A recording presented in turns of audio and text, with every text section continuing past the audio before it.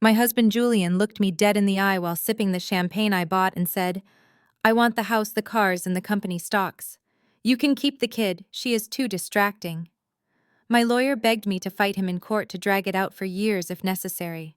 But I looked at Julian sitting there with his smug grin and his brother's white wife, Tiffany, whispering in his ear, and I said, "Give it all to him." Everyone in the courtroom gasped. My mother started crying in the back row, thinking I had lost my mind. My friends blew up my phone, telling me I was being a doormat. At the final hearing, I signed everything over without shedding a single tear. Julian laughed as he walked out with millions in assets and the keys to our empire. He did not know that I had already won. He smiled until 30 days later when his lawyer turned pale as the IRS agents walked into his office and he realized the assets I gave him came with a $15 million surprise attached. Before I tell you how I destroyed his life without lifting a finger, let me know where you are watching from in the comments below. Hit like and subscribe if you have ever been the silent partner who actually held all the power. I am Regina, 34 years old, and for the last decade, I have been the invisible spine of Apex Solutions. My husband is Tech Empire.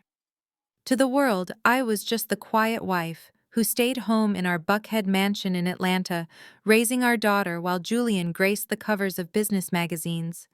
They saw him as the genius, and me as the lucky woman he rescued. Last Saturday was supposed to be a celebration of our journey. It was our 10th wedding anniversary. I had spent 3 days baking Julian his favorite cake from scratch, a 3-tier red velvet masterpiece with vanilla bean buttercream frosting, because no matter how rich we got, I still believed in the value of making things with my own hands. The house was filled with over 100 guests, including Julian, his biggest investors, board members, and the social elite of Atlanta, his Black community. I was wearing a gold gown that matched the theme of the night shimmering under the crystal chandeliers. I walked into the great room, balancing the heavy cake, carefully smiling at the sea of faces. Suddenly, the jazz music cut out. The room went silent. I thought Julian was about to make a toast to our love. He stood on the raised platform by the grand piano, holding a microphone, but his eyes were cold. He did not look at me with love. He looked at me like I was an employee he was about to fire. "Thank you everyone for coming tonight," Julian said, his voice booming through the speakers. "I know we are here to celebrate 10 years, but I have done a lot of thinking lately. A company like Apex requires a CEO who is unburdened, a man who is constantly upgrading, and frankly, I have outgrown this current chapter." I froze halfway across the room, the cake heavy in my arms. My heart started pounding in my throat. Julian continued without missing a beat. "So I am announcing tonight that this is my last party as a married man. Regina and I are filing for divorce effective immediately." Gasps rippled through the room. A wine glass shattered somewhere in the back. I felt like the floor was dissolving beneath my high heels. But Julian was not done. He gestured to the corner of the room where his brother Tyrell and his wife Tiffany were standing. Tiffany stepped forward, beaming like she had just won a pageant. She was wearing a white dress that looked suspiciously like a bridal gown. "And since I am entering a new era of excellence," Julian said, smiling at her, "I have asked my sister-in-law, Tiffany, to take over the interior design of this estate starting tomorrow. She has the most sophisticated taste of anyone I know, and she is going to help me rebrand my life to match the level of success I have achieved." Regina's style has always been a bit too domestic for where I am heading. Tiffany waved to the crowd, a fake, humble smile plastered on her face. Then she looked directly at me and said loudly enough for the front row to hear, "Do not worry, Regina. I will make sure the house finally looks like a billionaire lives here."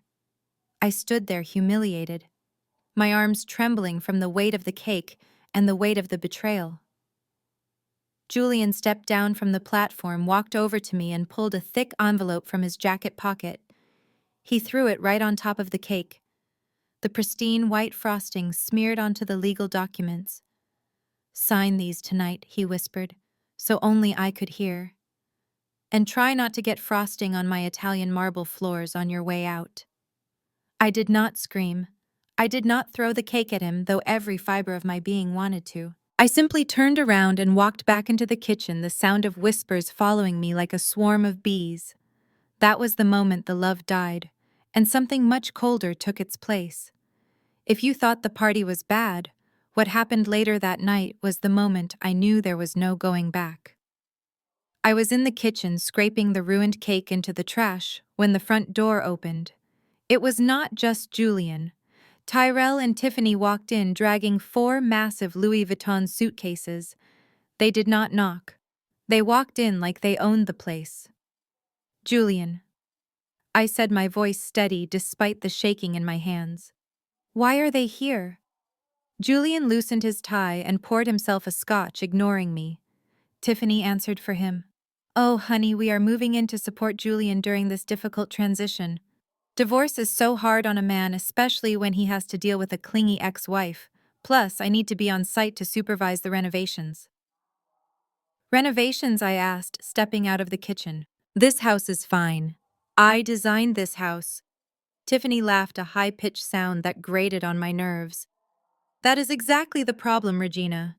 She walked over to the living room wall where I had hung a collection of rare tribal masks and tapestries I had brought back from Ghana and Senegal. Art that connected us to our heritage. Art that cost more than Tyrell made in a year. Tiffany reached out with 2 fingers as if touching something infectious. This she said, wrinkling her nose. It is just so dark, isn't it? It is very voodoo chic. It makes the space feel heavy and honestly a little scary. We are going for a clean aesthetic, Scandinavian minimalist. Lots of beige, lots of white, lots of empty space. We need to erase all this clutter so Julian's mind can breathe. She pulled a priceless mask off the wall and tossed it onto the sofa like it was a cheap toy. My blood began to boil. That mask was a gift from my grandmother. Do not touch my things, I said, stepping forward. Julian slammed his glass down on the counter. Enough, Regina, he barked. Tiffany is the professional here. She has a vision. You have always had too much sentimental junk. Let her do her job. Just then I heard small footsteps on the stairs. It was my 7-year-old daughter, Maya. She was clutching her favorite teddy bear, Mr. Cuddles, which was missing an eye and had worn out fur from years of love. She looked terrified. Mommy, Maya whispered, rubbing her eyes. Why are Uncle Tyrell and Aunt Tiffany shouting? Tiffany turned her gaze to my daughter. Her eyes did not soften. Instead, she looked at Maya's teddy bear with the same disgust she had shown my art. Oh, look at that filthy thing, she said, walking over to Maya. Sweetie, we do not bring dirty rags into a fresh house. Before I could move, Tiffany snatched the bear from Maya's hands. No! Maya screamed, reaching for it. Tiffany marched to the kitchen and dropped the bear into the trash can right on top of the smashed red velvet cake. Time for an upgrade, sweetie, she said, wiping her hands as if she had touched garbage. We will buy you a nice clean white rabbit, something that matches the new sofa. Maya burst into tears, screaming for her bear. I rushed over and hugged her, burying her face in my waist so she would not see the cruelty in their eyes. Julian, I said, my voice low and dangerous. Tell her to get the bear out of the trash. Now. Julian looked at his sobbing daughter, then at his brother and sister-in-law. He adjusted his cufflinks. Maya, stop crying, he yelled. You are being dramatic just like your mother. Tiffany is right. That thing was a health hazard.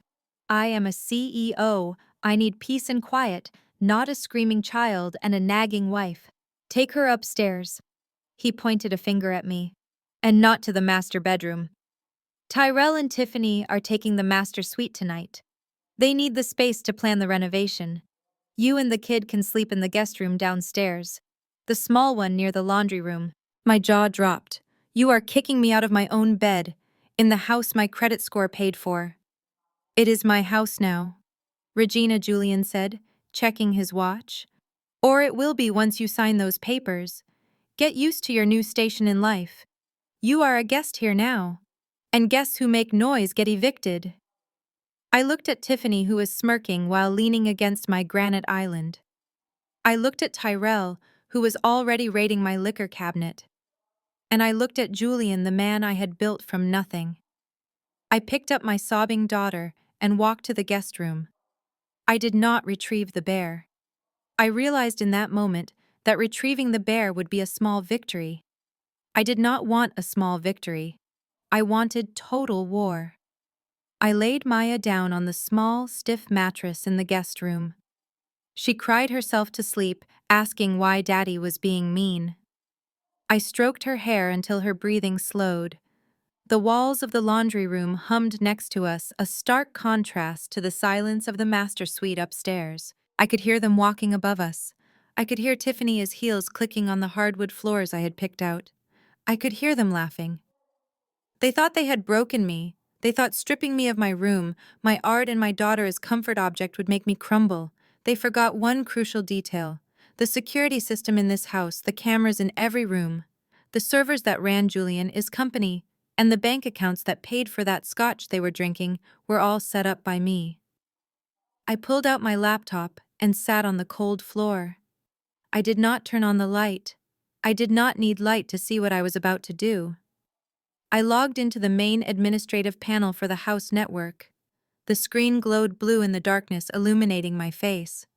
I saw the live feed from the living room. Tiffany was holding a glass of my best wine, gesturing around the room, describing how she would paint everything beige. Julian was nodding, looking like a king on his throne. I watched them for a long time. I let the anger crystallize into something sharp and cold. Julian wanted a divorce. He wanted the house, he wanted the cars, and he specifically said he wanted the company. I opened the folder on my desktop labeled Maya Holdings. It was a shell company I had created years ago, one that Julian thought was just a small savings account for Maya's college. He had never bothered to ask what assets were actually inside it. He never asked who owned the intellectual property rights to the source code that Apex Solutions ran on. He just assumed because he was the CEO, he owned it all. I looked at the divorce papers he had thrown on the cake. I wiped a smear of red frosting off the signature line. I took a pen from my purse. My hand did not shake. I signed my name. "You want the house, Julian?" I whispered to the screen, watching him laugh at something Tyrell said. "Take it. You want the company, take the shell. But you have no idea that you are evicting the architect and keeping the crumbling building." I closed the laptop. The game had begun. Tomorrow I would give him exactly what he asked for, and it would be the worst thing that ever happened to him. The conference room at the law firm was colder than a morgue. It was fitting, I suppose, because I was watching the corpse of my 10-year marriage being dissected on a mahogany table long enough to land a small plane on. The air smelled of expensive leather and stale coffee. Across from me sat Julian. He was wearing a navy bespoke suit that I had picked out for him last Christmas. He looked impeccable. He looked powerful. And he looked at me with the same indifference he would show a stranger on the subway. Next to him was his lawyer, a man named Sterling, who had a reputation for destroying lives and smiling while he did it. Sterling adjusted his glasses and slid a thick document across the table toward me and my lawyer, Mr. Cohen. "Let us not waste time," Sterling said, his voice smooth and venomous. "Julian is a very busy man. Apex Solutions is on the verge of a historic IPO. We need this matter settled quietly and quickly. Here is our final offer." Mr. Cohen opened the folder. I watched his face turn red. His jaw clenched so hard I thought his teeth might shatter. He slammed the folder shut and pushed it back. "This is a joke," Cohen spat. "You cannot be serious. You want 100% of the company stock. You want the primary residence. You want the vacation home in Aspen. You want the entire fleet of vehicles. And you are offering Mrs. Brooks a spousal support stipend of $2,000 a month for 24 months. That is barely enough to rent a studio apartment in this city. Regina built that company alongside Julian. She is entitled to half." Julian finally looked up from his phone. He did not look at Cohen. He looked at me. His eyes were empty of any warmth. "Regina did not build anything," Julian said calmly. "She was a housewife, Cohen. She baked cakes. She changed diapers. She picked out curtains. I built Apex. I wrote the code. I closed the deals. I am the face of the brand. And right now that brand needs to be unencumbered by a dependent ex-wife. The lie was so bold, so audacious that I almost laughed. I wanted to scream that I wrote the original source code while he was asleep on the couch. I wanted to scream that I taught him how to pitch to investors, but I stayed silent. I gripped the armrests of my leather chair until my knuckles turned white. "We will go to trial," Cohen declared. "No judge in Atlanta will sign off on this. This is financial abuse. We will expose everything, Julian. We will audit every account." That is when Julian leaned forward. The indifference vanished, replaced by a predatory glint. He placed his elbows on the table and interlaced his fingers. "You really do not want to go to trial, Regina," he said softly. "Because if we go to trial, everything becomes public record. And I mean everything." He pulled a smaller, thinner folder from his briefcase. He opened it and slid a single piece of paper toward me. It was a photocopy of a medical intake form from 7 years ago. "I remember when Maya was born," Julian said, his voice dripping with fake concern. "I remember how hard it was for you. The crying. The days you could not get out of bed. The time you left the stove on because you were so distracted by the voices in your head. Postpartum depression is a terrible thing, Regina. Or was it postpartum psychosis?" My blood ran cold. I felt the room spinning. He was using the darkest, most vulnerable moment of my life against me. The months where I struggled to find my footing as a new mother. The months he was never home because he was too busy networking. "My lawyer has a very interesting strategy for a custody hearing," Julian continued. "We are prepared to argue that given your history of mental instability and your lack of income, you are unfit to be the primary custodial parent. If you fight me for the money, Regina, I will spend every dime I have to paint you as a danger to our daughter. I will bury you in legal fees until you are homeless, and I will make sure you only see Maya on supervised visits every other weekend." He sat back looking satisfied. "Take the deal, Regina. Walk away clean. You get no assets, but you get to keep full custody of the girl. I do not want her anyway. She is better off with you. I need my freedom." Mr. Cohen looked at me, his eyes wide with horror. "Regina, do not listen to him. This is blackmail. We can fight this. We can get expert witnesses. Do not let him bully you." I looked at the paper on the table. Then I looked at Julian. For a moment I saw the man I used to love. The man who held my hand in the delivery room. That man was dead. In his place sat a monster fueled by greed and ego. A monster who would burn his own child as happiness just to save a few $1,000,000. I felt a tremor go through my body. It started in my hands and traveled up to my chest. But it was not fear. It was not sadness. It was a rage so pure, so hot that it felt like it was cauterizing my wounds. He thought I was weak.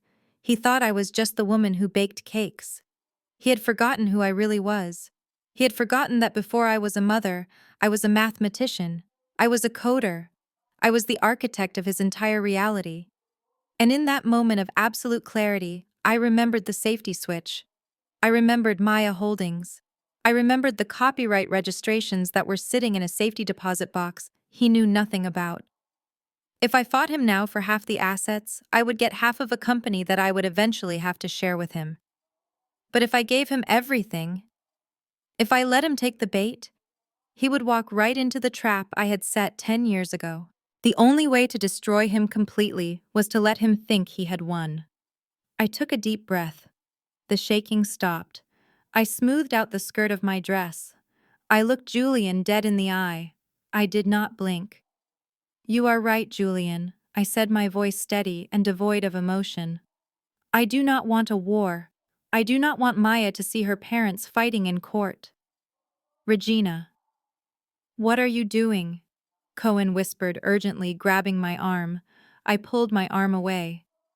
"I am doing what is best for my daughter," I said, keeping my eyes on Julian.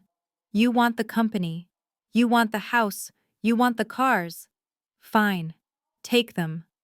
Julian's eyes widened, slightly surprised by my sudden surrender. Then a smug grin spread across his face. "Smart girl," he said. "But I have one condition," I said. Sterling rolled his eyes. "Here we go." I want it in writing, I said, pointing to the contract.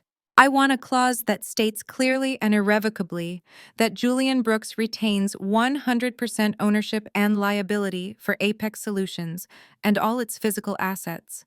And in exchange, I retain full legal and physical custody of Maya and sole ownership of the entity known as Maya Holdings, along with its contents.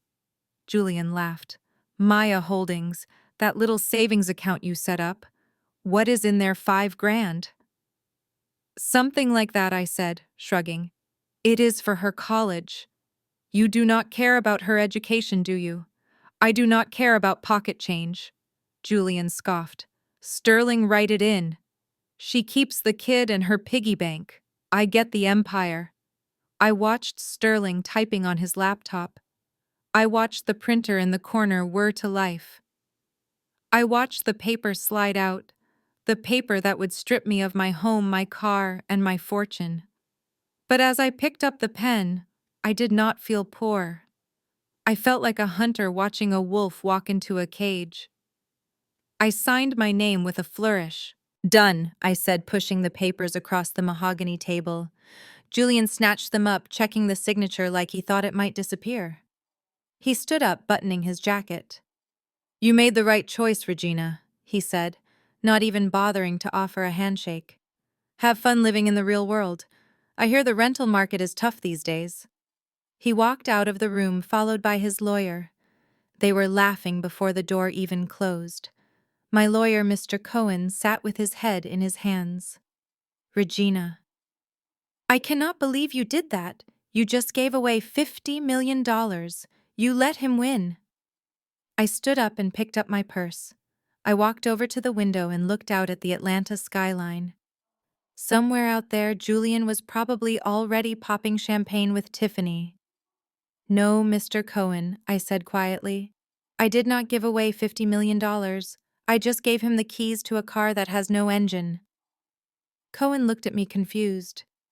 What do you mean? I turned to him, and for the first time in weeks I smiled. A real, genuine, dangerous smile. Julian thinks Apex Solutions is the company, I said. But Apex is just the shell. It is just the interface. The source code, the actual brain of the software that runs his entire platform, belongs to Maya Holdings. And he just signed over Maya Holdings to me. Cohen is jaw-dropped. He has 30 days until the license expires, I said, checking my watch. Let him enjoy his victory lap. Because when that clock strikes midnight on the 30th day, he is going to realize that he is the CEO of absolutely nothing. I walked out of the conference room, leaving my lawyer stunned in silence. I had lost the house. I had lost the lifestyle. But I had my daughter. And in my pocket I had the detonator to Julian's entire life. The game was on. I drove away from that meeting with my hands gripping the steering wheel so tight my knuckles turned the color of bone. The streets of Atlanta blurred past me. The towering glass skyscrapers where Julian played the big shot CEO seemed to mock me. He thought he had crushed me back there in that conference room. He thought threatening to take my daughter was the checkmate move. He saw a scared mother. He saw a woman who had spent the last 7 years picking up dry cleaning and organizing charity galas. He saw a wife who had lost her edge. But as I merged onto the highway, the fear began to evaporate, replaced by a cold, hard memory. I laughed out loud, a dry, humorless sound that echoed in the empty car. Julian Brooks, the tech genius. Julian Brooks, the visionary. That was the brand we sold to the world. But I knew the truth. I knew the man behind the curtain because I was the one who stitched the curtain together. My mind drifted back 10 years. We were living in a cramped one-bedroom apartment in Midtown.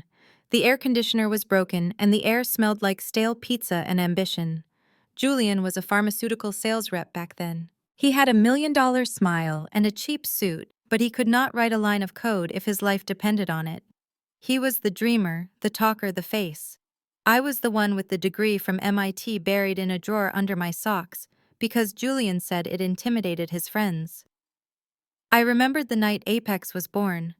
Julian had come home drunk from a networking event, ranting about how the software on the market was too slow, too clunky. He had the idea for the interface, he knew what the clients wanted, but he had no idea how to build it. While he passed out on the sofa, I opened my laptop. I did not sleep for 3 days. I drank pot after pot of black coffee, my fingers flying across the keyboard, building the architecture of a system that would revolutionize the industry. When Julian woke up and saw what I had created, he cried. He hugged me and said we were going to be rich. He said we were a team. But as the money started rolling in, the we became I. He became the CEO. I became the CEO's wife, and I let it happen. I stepped back into the shadows because I loved him and because I wanted a family. But I was never stupid. 6 years ago, right after Maya was born, I saw the first crack in the mask. Julian had bought a Porsche without telling me while I was struggling to pay for diapers. He had started coming home late, smelling of perfume that was not mine. That was the night I made a decision that would save my life today. I created a separate legal entity, a shell company named Maya Holdings. I told Julian it was a tax shelter for our daughter's future education fund. He laughed, patting me on the head like a child, and said, "Sure, babe, whatever makes you feel useful." He signed the papers without reading them. He never knew that the next day I transferred the intellectual property rights, the actual source code of the Apex software, into Maya Holdings. Then I leased it back to Apex Solutions for a nominal fee of $1 a year. It was a ticking time bomb buried in mountains of paperwork waiting for the day he would betray me. I pulled into the parking lot of my lawyer's office. Mr. Cohen was already waiting for me, pacing back and forth in his office like a nervous cat. When I walked in, he looked like he had seen a ghost. "Regina, please tell me you are not seriously considering his offer," he stammered, wiping sweat from his forehead. "You cannot give him everything. The house alone is worth $4 million. The stock options are worth 40. If you sign that paper, you are walking away with nothing but the clothes on your back." I sat down and crossed my legs. I felt calm, dangerous. "I am not walking away with nothing. Mr. Cohen," I said quietly, "I am walking away with the only thing that matters." Cohen slammed his hand on the desk. "This is insane. He is bullying you. We can fight the custody threat. We can hire forensic psychologists. Do not let him scare you into poverty." "He is not scaring me," I said. "He is underestimating me, and that is exactly where I want him." I reached into my purse and pulled out a flash drive. I placed it on the desk. "Mr. Cohen, I want you to draft the settlement agreement exactly as Julian asked. Give him the house, give him the cars, give him 100% of the equity in Apex Solutions, give him the furniture, the art, the silverware." "I do not care." Cohen stared at me, his mouth open. But I continued, leaning forward. "There is one specific clause I need you to insert. It needs to be in the section regarding minor assets and miscellaneous entities." I paused, letting the words hang in the air. "Write that Julian Brooks voluntarily relinquishes all claims ownership and interest in the entity known as Maya Holdings and all its assets, tangible and intangible. In exchange, Regina Brooks relinquishes all claims to Apex Solutions." Cohen looked confused. "The college fund? The piggy bank account? Regina, that has maybe $5,000 in it? Why are you worried about that when he is stealing 50 million? Because," I said, a small smile playing on my lips. "Maya Holdings is not a piggy bank." I stood up and walked to the window, looking out at the city where Julian was probably right now toasting to his victory. "Julian thinks Apex is the engine," I said. "But Apex is just the body of the car. It is the shiny paint and the leather seats. Maya Holdings owns the engine. It owns the transmission. It owns the wheels. Apex leases the technology from Maya Holdings. And that lease agreement has a termination clause." Cohen stopped breathing for a second. He looked at me with wide eyes, realizing for the first time who was actually sitting in his office. "What is the termination clause?" he whispered. I turned back to him. "The lease terminates automatically if Julian Brooks is no longer married to Regina Brooks." The room went silent. I could hear the hum of the air conditioner, the same sound that used to fill our apartment when I wrote that code. Cohen started to laugh. It started as a chuckle and turned into a full belly laugh of disbelief. So you mean to tell me, he asked, grinning wildly, that if he signs this divorce decree, he is effectively firing himself? He is stripping his own company of the right to use its own software. Exactly, I said. And since he is so arrogant, he will never check the IP registry. He thinks he built it, so he assumes he owns it. He has no idea that for the last 6 years, he has been renting his own empire from his wife for $1 a year. Cohen shook his head, looking at me with a newfound reverence. You are terrifying, Regina. Remind me never to cross you. He sat down at his computer and cracked his knuckles. I will draft it immediately, he said. We will bury the Maya Holdings clause on page 42, right between the pet custody and the gym membership details. He will skip right over it. Make sure the language is airtight, I said. I want him to feel like he won. I want him to walk out of that courtroom thinking he stripped me bare. Because the higher he climbs, the harder he is going to fall when I pull the rug out. Cohen looked at me one last time before typing. He is going to think you are crazy, he warned. Giving up a fortune for a savings account. I picked up my purse and headed for the door. Let him think I am crazy, I said. Let him think I am weak. Let him think I am just a broken-hearted woman trying to save pennies for her daughter. That is the only way this works.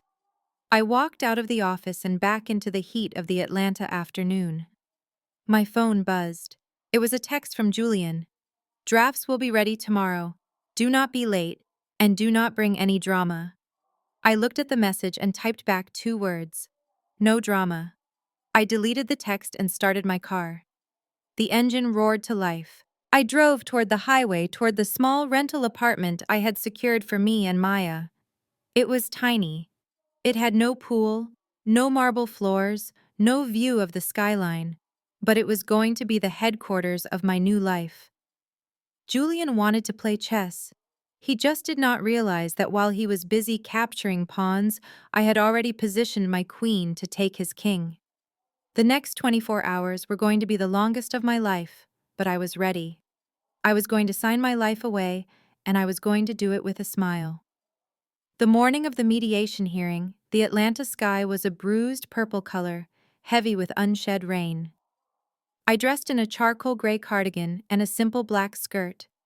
I pulled my hair back into a severe low bun and wore no makeup. I needed to look tired. I needed to look defeated. I needed to look like a woman who had been crushed under the weight of her husband's success. Looking in the mirror, I did not recognize the shark swimming behind my own eyes. I arrived at the courthouse 15 minutes early, but Julian was already there, and he had brought an audience. Sitting on the wooden bench outside the courtroom was Julian, looking like a GQ cover model in a 3-piece Italian suit. Next to him was Tiffany, his sister-in-law. She was wearing a white blazer that looked suspiciously similar to the one I had worn to my bridal shower.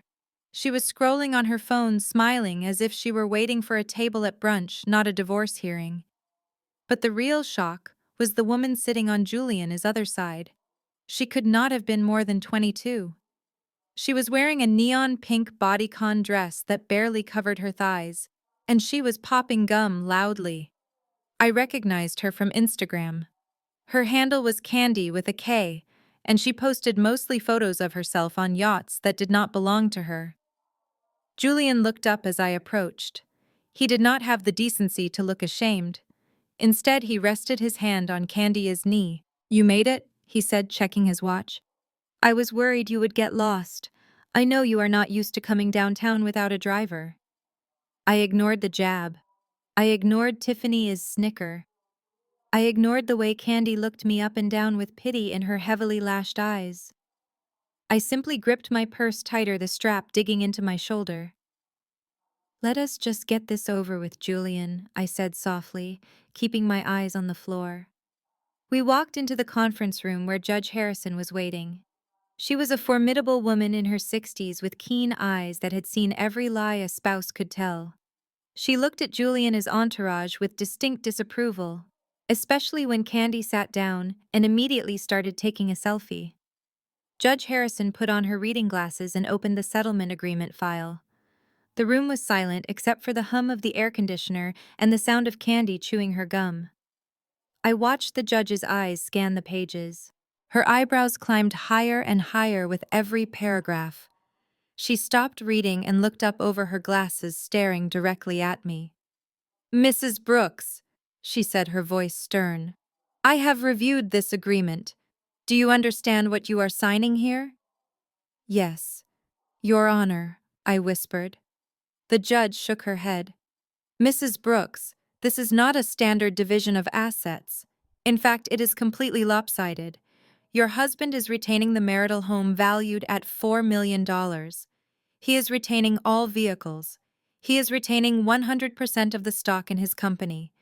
You are walking away with a small stipend and—" She squinted at the paper. "Sole ownership of a dormant entity called Maya Holdings, which appears to have no valuation." She leaned forward. "Mrs. Brooks, are you under duress? Has anyone threatened you or coerced you into accepting these terms?" The room went deadly quiet.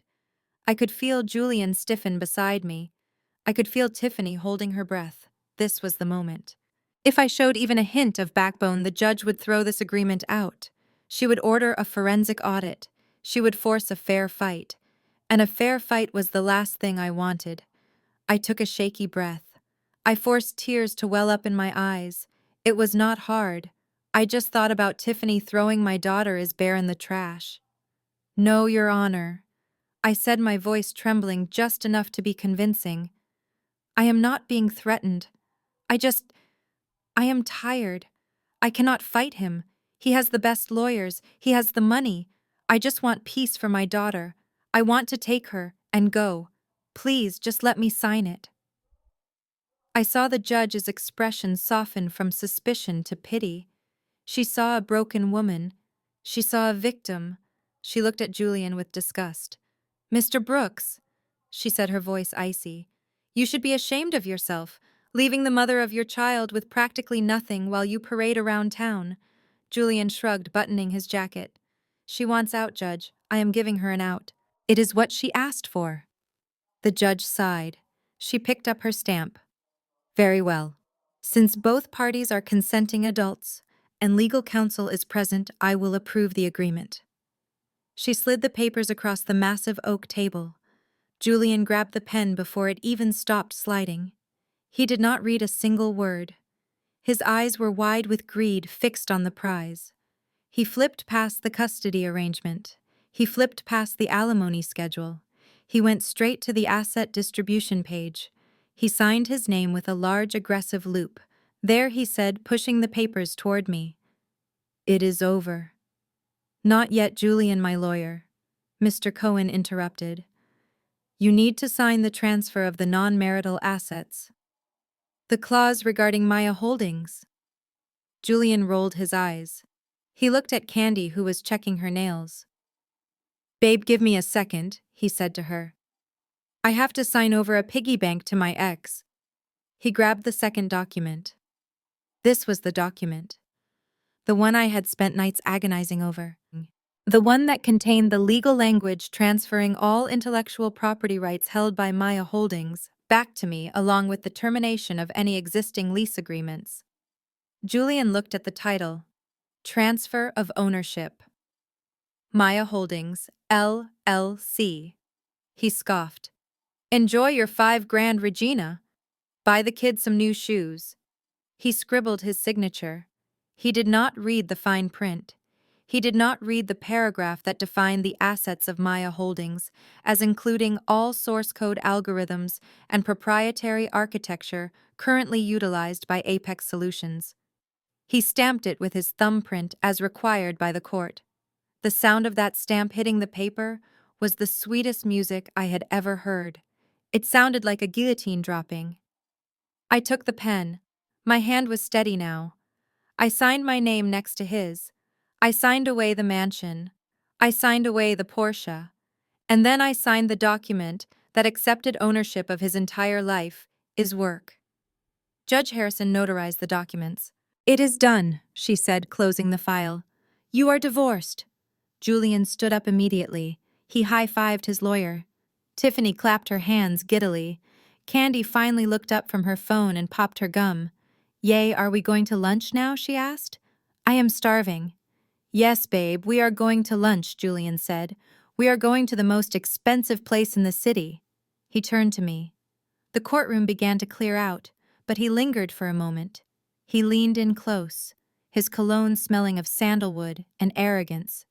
Thank you for being stupid, Regina, he whispered in my ear. I looked up at him. I did not flinch. He continued, his voice dripping with malice. You really made this easy for me. I thought you would put up a fight. I thought you had some fight left in you. But you are just like your mother. Weak. Tiffany walked by and brushed her shoulder against mine. Bye, Regina, she said, smirking. Do not worry about the house. I am going to burn that hideous furniture of yours in the backyard tomorrow. It will be a cleansing ceremony. They walked out of the courtroom laughing. I could hear their voices echoing down the marble hallway. They were celebrating. They were planning their renovation. They were planning their IPO party. Mr. Cohen looked at me. He was pale. He was sweating. Regina, he whispered, you really did it. You sat there and let them insult you. I slowly picked up my copy of the Maya Holdings transfer agreement.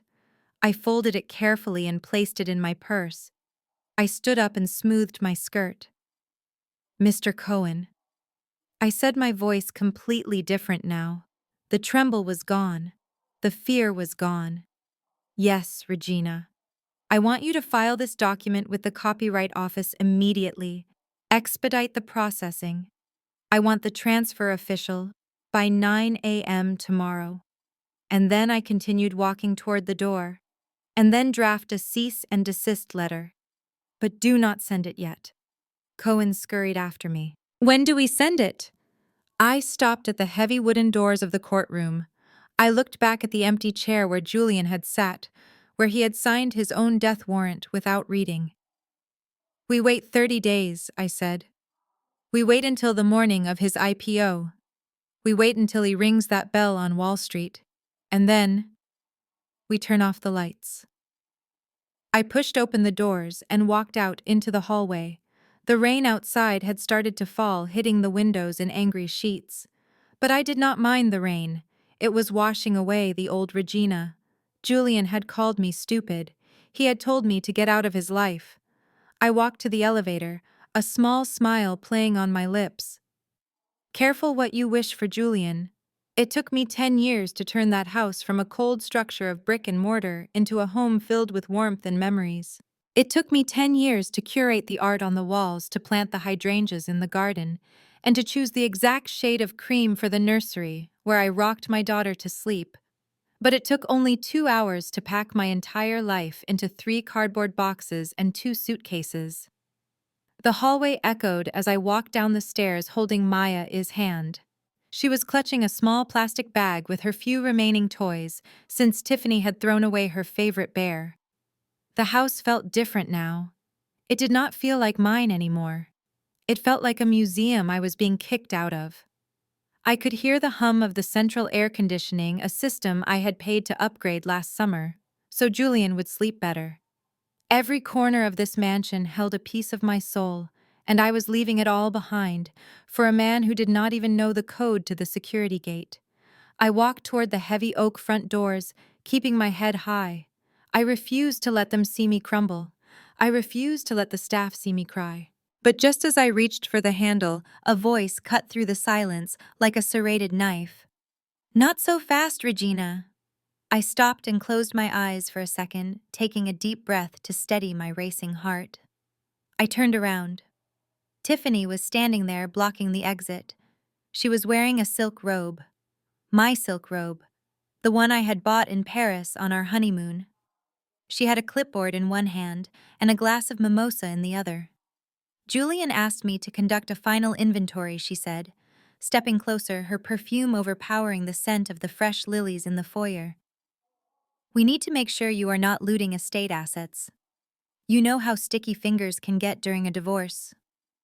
Looting, I repeated, my voice flat. Tiffany, I bought everything in this house. The rug you are standing on cost more than your car. She laughed, taking a sip of her drink. Corrections, sweetie.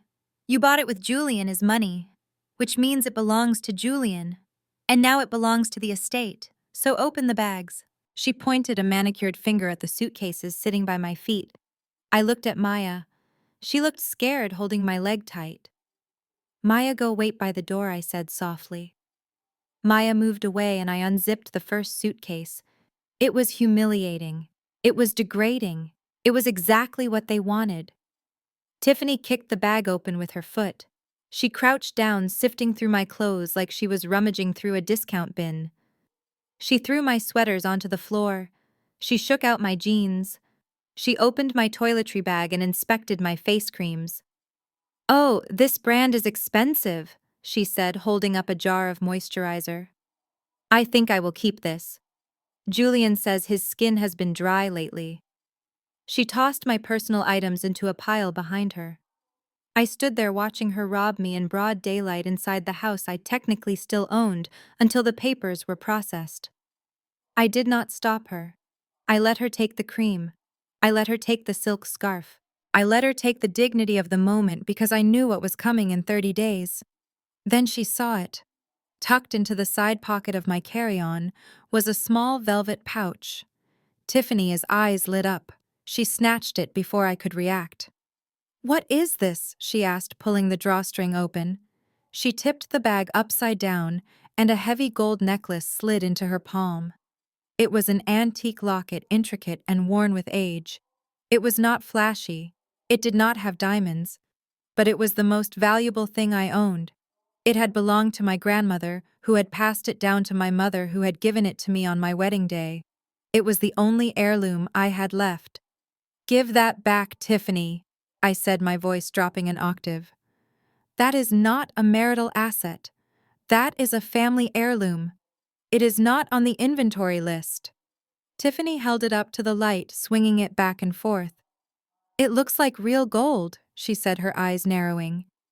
"And gold is an asset, Regina. How do I know you did not buy this with Julian, his credit card last week to hide money?" "You know exactly where that came from," I hissed, stepping forward. "You were at the wedding. You saw my mother put it on my neck. Give it to me." Tiffany smirked and clasped her fingers around the locket. "I do not think so," she said. "I think this stays here until we can get it appraised. If it is worth less than $500, maybe Julian will mail it to you. But honestly, it goes really well with the new aesthetic I am planning. Vintage chic, you know." My hands curled into fists at my sides. The rage was blinding. I wanted to tackle her. I wanted to tear that robe off her body and drag her out of my house. I wanted to scream until the windows shattered. That necklace held the picture of my grandmother inside. It was sacred. But then I looked past Tiffany. Through the glass of the living room window, I could see Julian. He was sitting on the patio talking on the phone, probably bragging to an investor about the IPO. He looked comfortable. He looked safe. If I fought Tiffany now for the necklace, she would call the police. She would claim I assaulted her. Julian would use that police report to prove I was unstable. He would use it to take Maya. He would win. I looked at Tiffany standing there with her smug grin, holding my history hostage. She wanted a reaction. She wanted to see the angry black woman that society expected me to be so she could play the victim. I unclenched my fists. I exhaled slowly, pushing the anger down into the pit of my stomach, where it would serve as fuel for the fire I was about to light. "Keep it," I said, cold and sharp. Tiffany blinked, surprised by my surrender. "Really?" she asked, suspicious. "Yeah, keep it," I said, zipping up my bag. "It is a mourning piece, actually. My grandmother wore it to funerals." I grabbed the handle of my suitcase and took Maya's hand. I walked past Tiffany, stopping just inches from her face. "Consider it a down payment on the funeral for your personality," I whispered. "Because honestly, you are going to need more than gold to fix what is rotting inside you." Tiffany gasped, clutching the necklace to her chest, but I was already moving. I pushed open the heavy front doors and stepped out into the humid Atlanta air. The sun was shining, but it felt cold. I walked down the long driveway lined with the cherry blossom trees I had planted. I walked past the three-car garage. The door was open. I could see my white Porsche Cayenne parked next to Julian's Tesla. I walked right past them. Parked on the street outside the gate was a 10-year-old sedan with faded paint and a dent in the rear bumper. It was the car I had bought for $2,000 cash yesterday from a neighbor. It smelled like old cigarettes and disappointment. I opened the door for Maya and buckled her in. "Mommy? Why are we taking the ugly car?" she asked, wiping a tear from her cheek. "Because, baby," I said, climbing into the driver's seat, "this ugly car is the Freedom Express." I started the engine. It sputtered and coughed before roaring to life with a loud rattle. I looked up at the house one last time. I saw Tiffany standing in the window watching us leave. She was putting the necklace on, posing in the mirror. I shifted the car into drive. "Enjoy the view, Tiffany," I thought to myself. "Enjoy the marble floors. Enjoy the pool. Enjoy the man. Because you have no idea that you are standing in a house of cards, and I just pulled the bottom card out." I did not look back as I drove away. The gates closed behind us, sealing my past inside. I gripped the steering wheel of that rusted sedan, and for the first time in months, I felt a strange, terrifying thrill. They thought they had stripped me bare. They thought they had sent me away with nothing. But as I merged onto the highway headed toward our tiny rental apartment, I touched my purse. Inside was the transfer document. Inside was the key to the nuclear bomb that was ticking down. Julian had 30 days until his company went public. 30 days to brag. 30 days to shine. I turned on the radio and hummed along to a song. I was going to enjoy counting down every single second. The 30 days following our divorce were the quietest of my life, but for Julian, they were the loudest. I sat in my small two-bedroom apartment listening to the hum of a window air conditioning unit while Julian turned my former life into a circus. I did not block him on social media. I did not ask my friends to stop sending me screenshots. I watched every single moment of his victory lap because I needed to time my strike perfectly. Julian was living like a man who had cheated death. He bought a neon green Lamborghini the day after I moved out. He posted a video of himself revving the engine in the driveway of our estate with the caption, "New toys for the new era." He was featured on the cover of a local business magazine under the headline, "The Bachelor Billionaire: How Julian Brooks Built an Empire Alone." I cut that picture out and taped it to my refrigerator right next to Maya's drawing of a broken heart. It was a daily reminder of why I could not show mercy. But the real transformation was happening inside the house. Tiffany was on a rampage. She called it a renovation, but it looked more like an erasure. She hired a demolition crew to tear down the walls I had painted. She sold my antique furniture for pennies on the dollar just to get it out of the house fast. She wanted to scrub away any evidence that I had ever existed there. One evening, I drove past the house. It was late, and I told myself I was just checking the mail, but deep down, I wanted to see the damage. I parked down the street and looked through the iron gates. What I saw made my stomach turn. My rose garden was gone. For 10 years I had cultivated those roses. There were rare breeds from England, vibrant reds and soft pinks. I used to spend hours out there pruning and watering, finding peace in the soil, when the stress of building Julian's company became too much. It was my sanctuary. Now it was just a pit of mud. A yellow bulldozer sat in the middle of the devastation. I watched from the car as Tiffany walked out onto the patio holding a glass of wine. She was pointing at the hole in the ground, instructing a contractor. I rolled down my window just enough to hear her shrill voice. "I want the infinity pool to go right to the edge," she was saying. "Make it modern. Make it sleek. I do not want any plants. Plants are messy. I want concrete and white stone." She was paving over my sanctuary to build a monument to her own vanity, a concrete slab where nothing could grow. I rolled up the window and drove away. I did not cry. Tears were for people who had lost. I had not lost. I was just waiting. While Tiffany destroyed the home, Tyrell was busy destroying the finances. Since Julian had fired the CFO, claiming he wanted to streamline operations, Tyrell had appointed himself the new head of finance. His qualifications consisted of a failed rap career and a bankruptcy filing 3 years ago. I still had access to the transaction alerts on the corporate credit cards. Julian, in his arrogance, had never bothered to change the administrator email. Every night my phone would light up with the evidence of their gluttony. Alert charge of $5,000 at the Gold Room nightclub. Alert charge of $12,000 at Saks Fifth Avenue. Alert charge of $8,000 for a private jet charter to Miami. Tyrell was treating the company treasury like his personal piggy bank. He was buying Rolexes for his friends. He was paying for bottle service for women who would not look at him twice if he were driving his own car. And Julian let it happen. Julian was too busy preparing for the IPO, the initial public offering, that was supposed to make him a billionaire overnight. He was so focused on the bell-ringing ceremony on Wall Street that he forgot to check the engine of the rocket he was riding. Inside the glass walls of Apex Solutions, panic was beginning to set in. My old team, the engineers I had hired and trained, were sending frantic emails to the executive suite. "The system is lagging," one email read.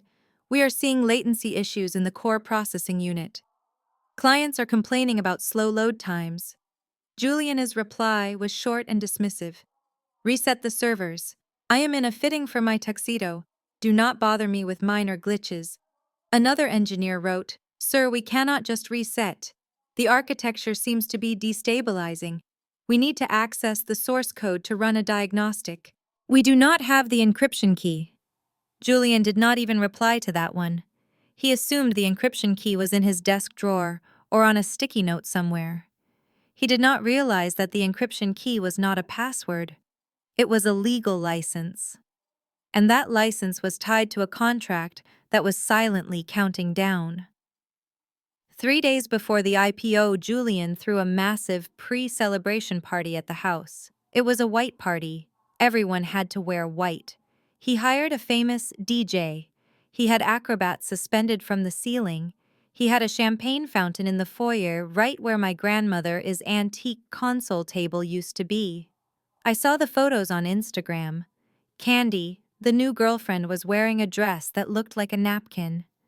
Tiffany was wearing a white gown with a train so long people kept stepping on it. Julian stood in the middle of it all, holding a microphone, looking like a king. "We did it," he shouted to the cheering crowd.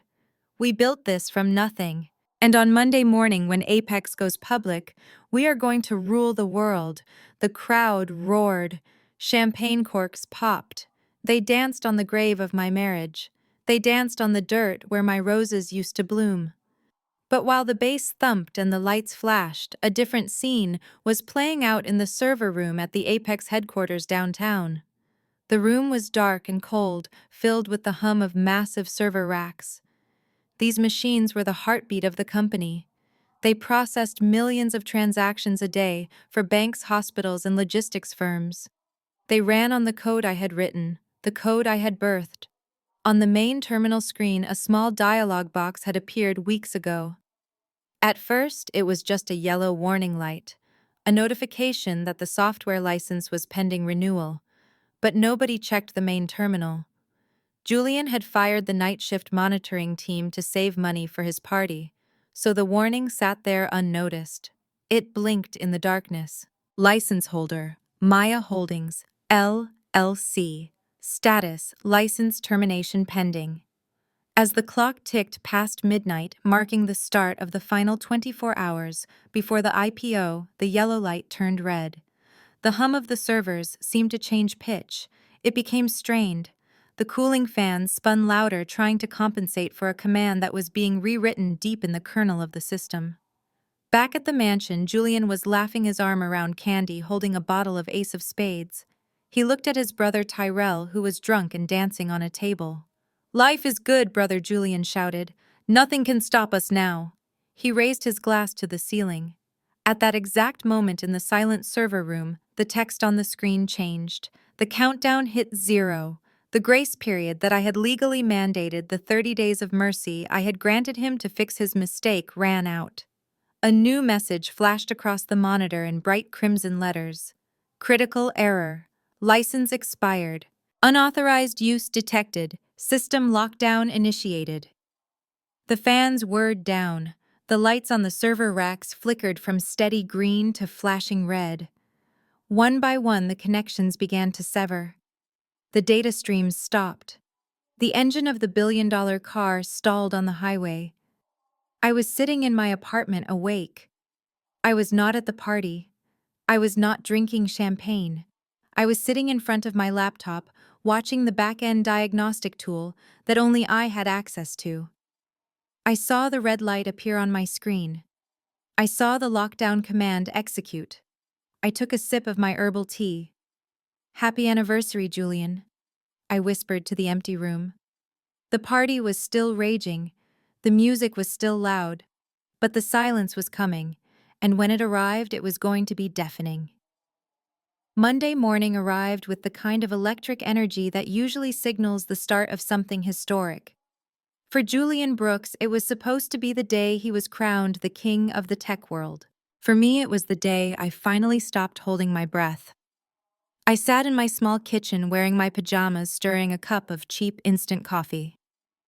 On the counter, my laptop was open to the live stream of the New York Stock Exchange. Beside it was a second monitor displaying the back-end command console for the Apex Solutions mainframe. The countdown timer on my screen read 0 hours, 0 minutes, and 30 seconds. On the television screen, Julian looked magnificent. I had to give him that. He was wearing a custom navy suit that probably cost more than my rent for the next year. His smile was blinding. He stood on the balcony of the exchange, surrounded by cheering executives. Tiffany was there, of course, pushing her way to the front, trying to get her face in the frame. She was wearing a white dress that looked ridiculous for a morning business event, waving at the camera like she was royalty. Tyrell was standing behind Julian, looking hungover but smug, clapping his hands and shouting something that the microphones could not pick up. The commentator on CNBC was breathless with excitement. Apex Solutions is set to debut at $50 a share, with a valuation of $2 billion. This is the tech unicorn of the decade, folks. Julian Brooks has built a machine that runs the logistics of half the country. I took a sip of my coffee. The bitterness was grounding. Julian Brooks did not build a machine, I whispered to the empty room. Julian Brooks built a shiny plastic case. I built the machine. On the screen, the countdown clock for the market open began.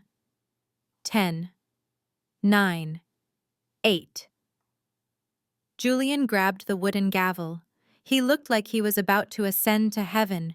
He was laughing, soaking in the adoration. He had no idea that the ground beneath his feet was actually a trap door. 7, 6, 5.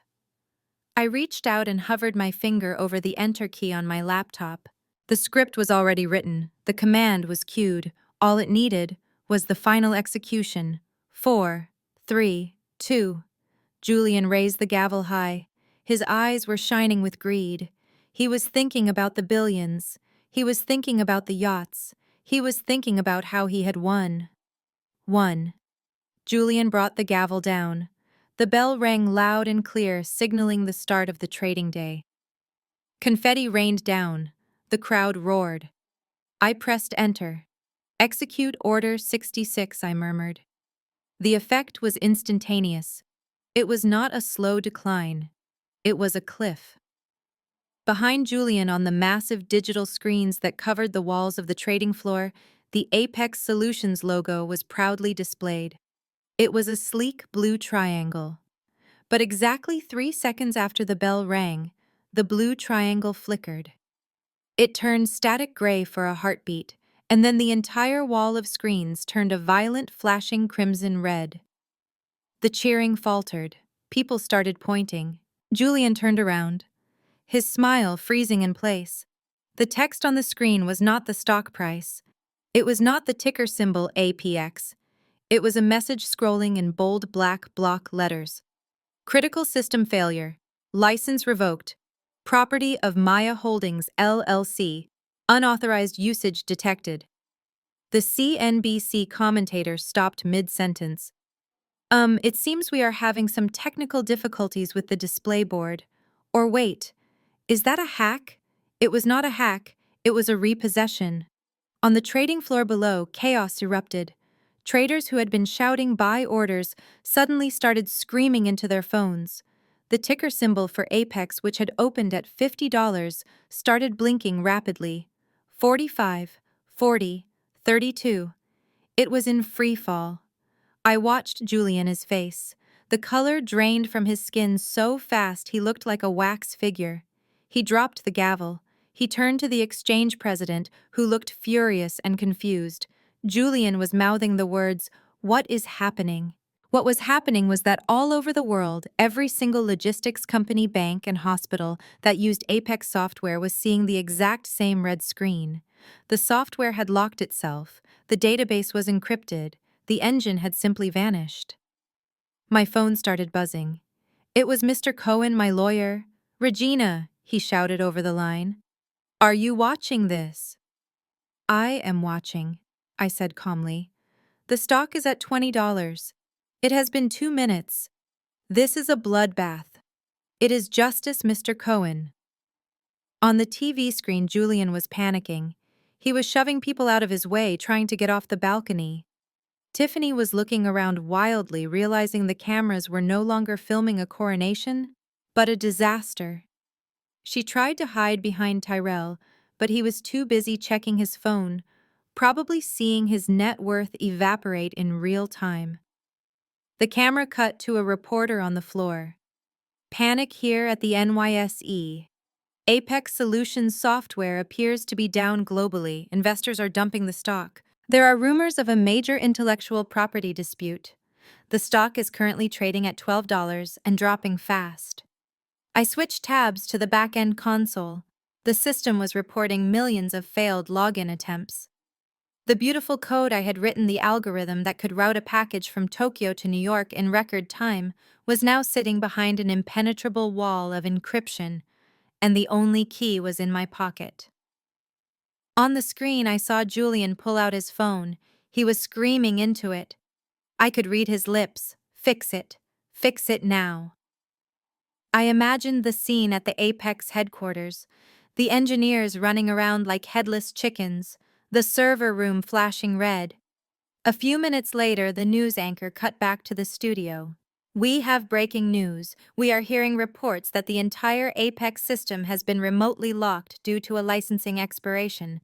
We are trying to get a statement from the CEO." Julian was now on the floor level, surrounded by angry investors and shouting reporters.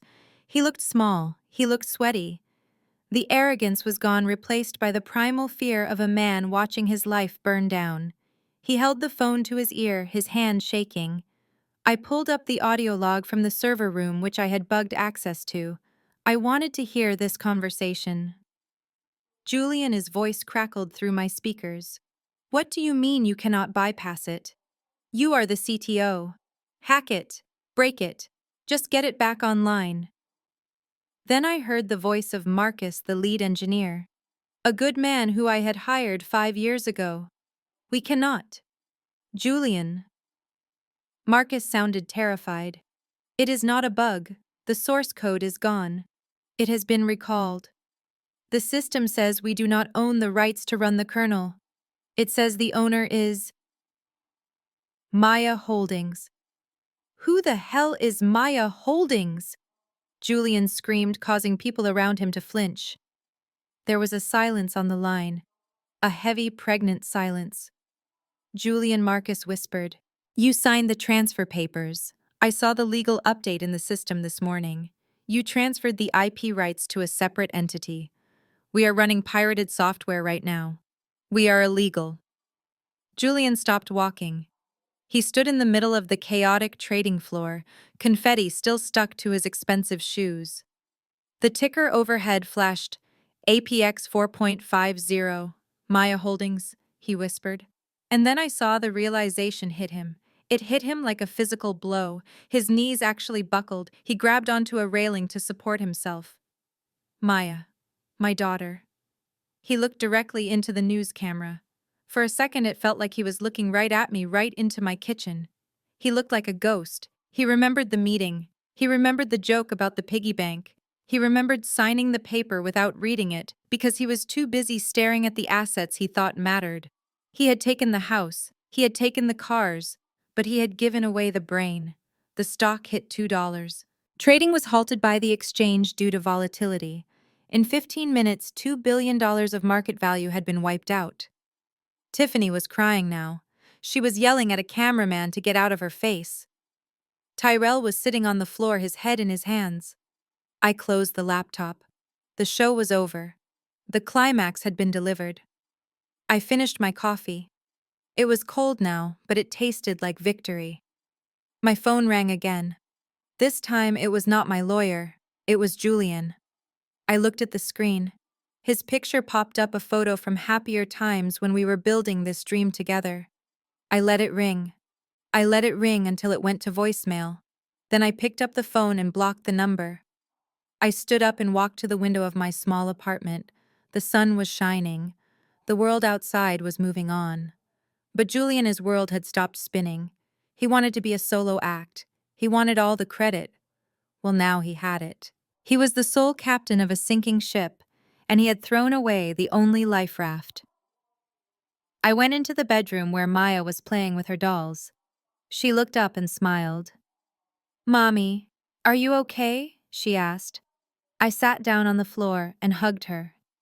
"I am better than okay, baby," I said, kissing her forehead. "I just made sure that nobody will ever steal from us again." Julian's IPO day would go down in history, but not in the way he wanted. It would be studied in business schools for decades. The day the golden sun flew too close to the sun and got burned by the wife he thought was just a shadow. And the best part, I had not even sued him. I had not screamed. I had not made a scene. I had simply enforced the contract he signed. Cold, hard justice. The chaos on the trading floor was just the overture. The real symphony of destruction was about to play out in the inboxes of every board member, executive, and regulator associated with Apex Solutions. I sat in my kitchen, my laptop screen casting a cool blue glow on my face as I dialed Mr. Cohen. He answered on the first ring. His voice was trembling slightly, not with fear, but with the adrenaline of a lawyer who is about to drop a nuclear bomb on opposing counsel. "Regina, are you sure you want to send this?" Cohen asked. "Once I hit send, there is no going back. This will trigger SEC investigations. This will trigger lawsuits. This will effectively burn Apex to the ground." I looked at the picture of Julian on my fridge. I looked at the spot where my daughter sat playing with cheap plastic dolls because her father had thrown away her favorite bear. "Send it," I said softly. I hung up and imagined the scene inside the Apex boardroom. I knew exactly what was happening because I had built the notification system that alerted the executives to high-priority emails. I knew that in exactly 3 seconds, every phone and tablet in that glass-walled room would ping in unison. 1, 2, 3. In the boardroom on the 42nd floor, Julian was pacing back and forth, sweating through his custom suit. The stock was halted. The investors were screaming. He was yelling at his chief legal officer, demanding to know why the servers were locked. Then the sound happened. Ping, ping, ping. A cascade of notifications rippled around the long conference table. The chairman of the board, a ruthless man named Sterling Vance, looked down at his iPad. His face went gray. Julian Vance said, his voice cutting through the noise like a razor. "You need to read this email from Regina's lawyer." Julian stopped pacing. He grabbed his phone. I could practically see his eyes scanning the subject line. "Notice of intellectual property, repossession, and license termination." He opened the email. It was CC'd to the entire board of directors, the Securities and Exchange Commission, and the Department of Justice. The email was short. It was brutal. It was undeniable. "Dear Mr. Brooks and the Board of Apex Solutions, please be advised that as of 9 a.m. this morning, the license agreement between Maya Holdings LLC and Apex Solutions, Inc. has been formally terminated. Julian surely squinted at the screen, his heart hammering against his ribs. The email continued. As you are aware, the core source code, the proprietary algorithms, and the entire back-end architecture of the Apex platform are the sole property of Maya Holdings, LLC. Apex Solutions has been operating under a lease agreement granted by the owner, Regina Brooks. I imagined Julian reading my name. I imagined him choking on it. Per the terms of the original licensing agreement dated 6 years ago and reaffirmed in the divorce settlement signed by Mr. Brooks yesterday, the lease is contingent upon the continued marriage of the licensor and the licensee. With the finalization of the divorce, the lease is null and void, effective immediately. Furthermore, any continued use of the software constitutes federal copyright infringement and theft of trade secrets. Julian looked up from his phone. The room was deadly silent. 12 pairs of eyes were staring at him. These were men and women who controlled billions of dollars. They looked at him like he was a contagion. "What is this?" Julian Vance asked, standing up. "Is this true? Does your ex-wife own the code?" Julian stammered.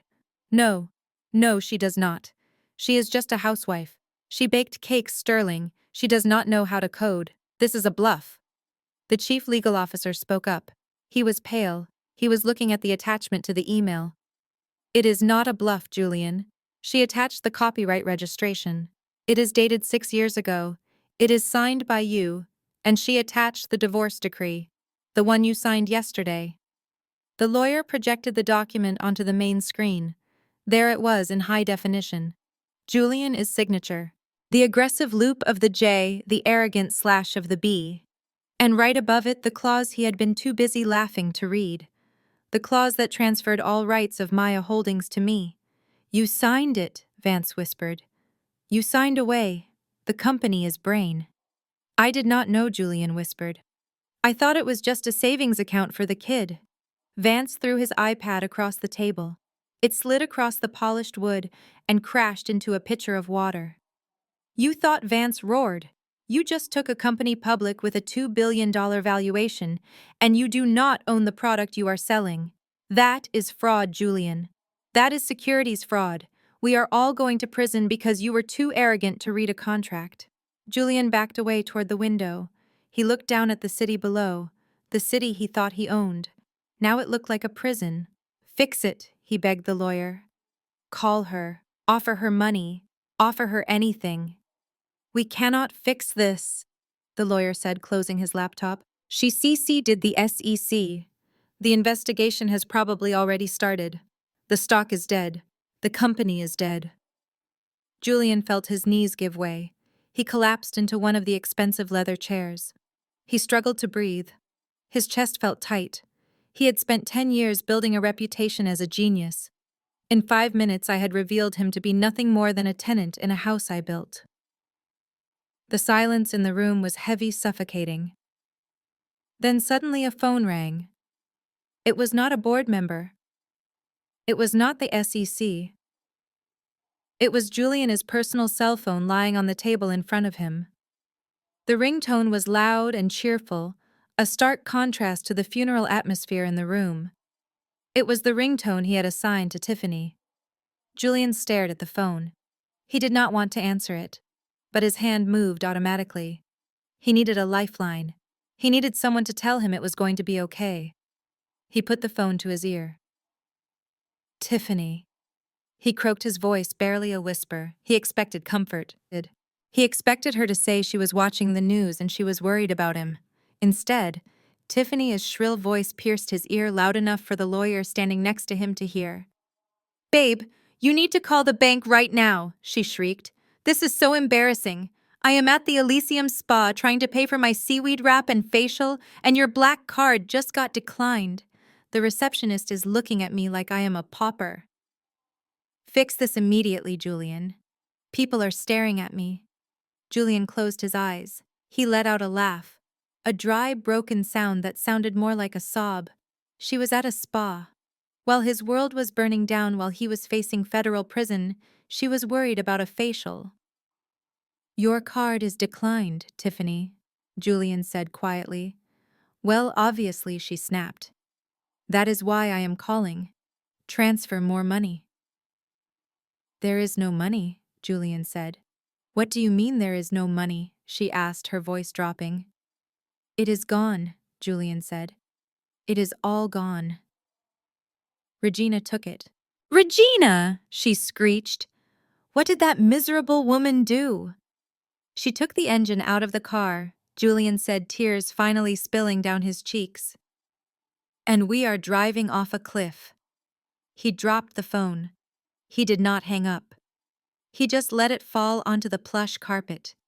He could still hear Tiffany screaming from the floor, demanding to speak to a manager, demanding he fix it, demanding her lifestyle be preserved.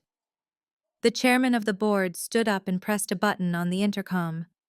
Security Vance said, his voice cold and devoid of emotion. Please come to the boardroom. Mr. Brooks is leaving the building. And revoke his access pass on the way out. Julian looked up. He was being evicted from his own company, just like he had evicted me from my own home. I sat in my kitchen and watched the news alert flash across the bottom of the screen. Breaking news. CEO of Apex Solutions removed by board amid allegations of massive fraud. SEC suspends trading indefinitely. I closed my laptop. The legal strike had landed. The target was destroyed. I stood up and walked over to the trash can. I peeled the picture of Julian off the refrigerator, the one from the magazine cover, where he looked like a god. I crumpled it into a ball and dropped it on top of the coffee grounds.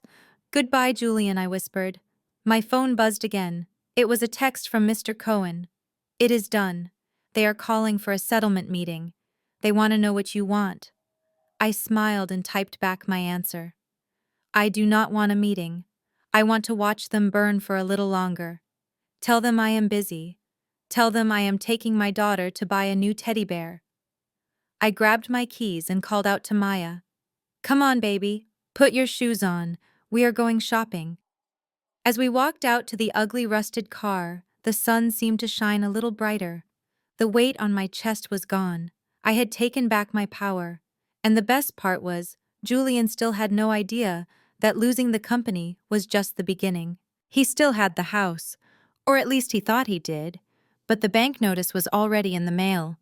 The fall of the House of Brooks was not a slow, graceful decline. It was a vertical drop at terminal velocity. In the 48 hours following the stock market crash, Julian went from being the golden boy of Atlanta to a pariah. I watched it all unfold from the safety of my apartment, sipping tea and monitoring the legal news wires. It was like watching a documentary about the Titanic, only I was the iceberg, and the captain had steered right into me on purpose. The lawsuits hit him first. They came in waves like a tsunami. First, it was the class action lawsuit from the shareholders who had lost millions in minutes. They accused Julian of gross negligence and securities fraud. Then came the Department of Justice announcing a formal investigation into whether Julian had knowingly misled investors about the ownership of the intellectual property. But the blow that actually brought him to his knees came from the banks. I knew exactly when it happened because I got a notification on my phone. Since my name was still technically on the joint mortgage, even though I had signed the quitclaim deed, the bank had not processed it yet. Due to the backlog, I received the alert. Account frozen, suspicious activity, federal seizure order. Julian was standing in his kitchen trying to transfer $10,000 to a criminal defense attorney. The transfer failed. He tried again. Failed. He called the bank, screaming at the poor teller. Sir, the teller said, her voice trembling. We have received a freeze order from the SEC. All assets associated with Apex Solutions and its officers are locked pending investigation. We cannot release a penny. Julian threw his phone against the wall. It shattered, leaving a dent in the expensive plaster Tiffany had just ordered. Speaking of Tiffany, the atmosphere inside that mansion had shifted from a party to a cage match. The renovation crew had walked off the job the moment the news broke, leaving the backyard a muddy pit of half-poured concrete. Tiffany was pacing around the living room, kicking at boxes of my old things she had planned to sell. I need cash. Tyrell, she screamed. The spa wouldn't let me leave until I gave them my diamond earrings as collateral. Do you know how humiliating that is? Tyrell was sitting on the floor, his head in his hands. He looked like a man who had gambled his soul and lost. Shut up, Tiffany, Tyrell snapped. Julian is going to jail. We are all going to jail. I used the corporate card to buy your Range Rover. That is embezzlement. Tiffany stopped pacing. She looked at her husband with a mixture of disgust and disbelief. You what? She hissed. You told me Julian gave us that car as a bonus. I lied, Tyrell whispered. There were no bonuses. The company was bleeding cash even before the crash. We were living on credit, Tiffany. That was the moment the mask fell off. For months, Tiffany had played the role of the supportive sister-in-law, the classy white woman who was elevating the Brooks family brand. But now, with the money gone, the veneer cracked. She walked over to Tyrell and slapped him hard across the face. The sound echoed in the empty, cavernous room. You loser, she screamed. You pathetic lying loser. I should have known better than to marry into this family. I thought you guys were different. I thought you were the good ones. But you are just like everyone said. Just a bunch of pretenders trying to act like you belong in this neighborhood. Tyrell looked up, shock written all over his face. What did you say? You heard me, Tiffany spat. Her face twisted and ugly. You dragged me down with you. I could have married a doctor. I could have married someone with old money. Instead, I married a fraud who steals from his own brother. And now look at me. My reputation is ruined. My friends are laughing at me. She grabbed a vase from the table, one of the few pieces of mine she hadn't sold yet, and threw it at him. It smashed against the wall, showering Tyrell with glass. I am leaving, she announced, storming toward the stairs. I am packing my bags and I am going to stay at the Four Seasons until you fix this. You cannot go to the Four Seasons, Tyrell yelled back, his voice cracking. We have no money, Tiffany. The cards are dead. You have nowhere to go. Tiffany froze on the stairs. She realized he was right. She was trapped in the mansion she had tried to steal with a husband she despised and no way out. She sat down on the step and began to wail, not out of sadness, but out of pure, selfish rage.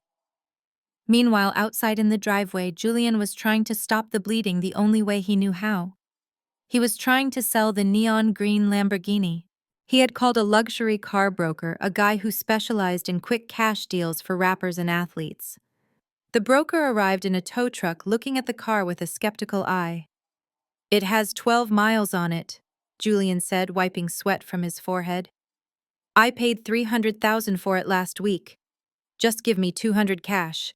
I need it today. The broker shook his head. I cannot take it, Julian. What do you mean you cannot take it? Julian shouted. It is a brand new Lambo. It is pristine. It is a crime scene, the broker said, crossing his arms. I ran the VIN number on the way over. The bank put a lien on this car an hour ago. And since you paid for it with funds that are now subject to federal seizure, if I buy this car, I become an accessory to money laundering. He spit on the driveway. Right next to Julian is expensive Italian loafers. Besides, word on the street is, you are radioactive right now. Nobody wants to touch anything with the name Brooks on it. The broker climbed back into his truck and drove away, leaving Julian standing alone next to the green symbol of his hubris. The car was worthless. It was just a hunk of metal he couldn't drive, couldn't sell, and couldn't even put gas in because his cards were declined. Julian walked back into the house. He found Tyrell bleeding from a cut on his cheek and Tiffany sobbing on the stairs. They looked at him, expecting a miracle, expecting the genius CEO to pull a rabbit out of the hat. But the hat was empty. Fix this, Julian, Tiffany shrieked. Do something. I cannot, Julian whispered. Regina took the code. Then call her, Tyrell begged. Beg her. Get on your knees. Give her whatever she wants. Julian laughed, a hollow, broken sound. I cannot call her. She blocked me. Just then, a heavy pounding came from the front door. It wasn't a polite knock. It was the authoritarian thud of law enforcement. The three of them froze. The silence in the house was heavy, suffocating. Julian walked to the door, his legs feeling like lead. He opened it. Standing there was not the police. It was a sheriff deputy holding a staple gun and a bright orange piece of paper. Behind him was a man in a cheap suit holding a clipboard, a representative from the bank. "Julian Brooks?" the deputy asked. "Yes," Julian whispered. "This is a notice of default and immediate foreclosure proceedings," the bank representative said. "You missed 3 mortgage payments prior to the divorce, and with the freezing of your assets, the bank has exercised the acceleration clause. The entire balance of $3.8 million is due immediately. But I have equity," Julian stammered. "Not anymore," the man said. "The market value has dropped because of the condition of the property." He looked past Julian at the destroyed garden, the half-dug pool, and the pile of trash in the foyer. "Since you cannot pay," the deputy said, lifting the staple gun, "we are posting this notice. You have 72 hours to vacate the premises before the locks are changed." Thwack, thwack, thwack. The sound of the staples going into the solid oak door was like gunshots. The bright orange paper stood out against the dark wood, a beacon of shame for the entire neighborhood to see. Foreclosure, eviction imminent. The deputy turned and walked away. The bank rep followed. Julian stood there staring at the paper. The house he had fought so hard to keep. The house he had kicked me out of. The house he had let Tiffany destroy. It was gone. He turned around to face his family. Tiffany had stopped crying. She was staring at the orange paper, her face pale. "We are homeless," she whispered. Julian slid down the door until he hit the floor. He pulled his knees to his chest. For the first time in his life, Julian Brooks cried. He didn't cry for his wife. He didn't cry for his daughter. He cried for his things. And the terrible realization that without his things, he was absolutely nothing. I watched the update come through on the Neighborhood Watch app. A neighbor had posted a photo of the orange sticker on the door with the caption, "Looks like the party is over at the Brooks estate." I zoomed in on the photo. I zoomed in on the staples. "It is just beginning," I said to myself. I picked up my phone and dialed Mr. Cohen. "Cohen here." "Mr. Cohen," I said, my voice calm and steady. "Contact the bank holding the note on Julian's house. Tell them there is an interested buyer for the distressed property." Regina Cohen asked, surprised. "You want to buy it back?" "After what they did to it. I want to buy the debt," I said. "I do not just want the house, Mr. Cohen. I want to be the one who holds the keys when they walk out. I want to be the one standing in the driveway when Tiffany drags her suitcases to the curb." Cohen paused. "That is cold, Regina." "It is business," I said. "Get it done." I hung up.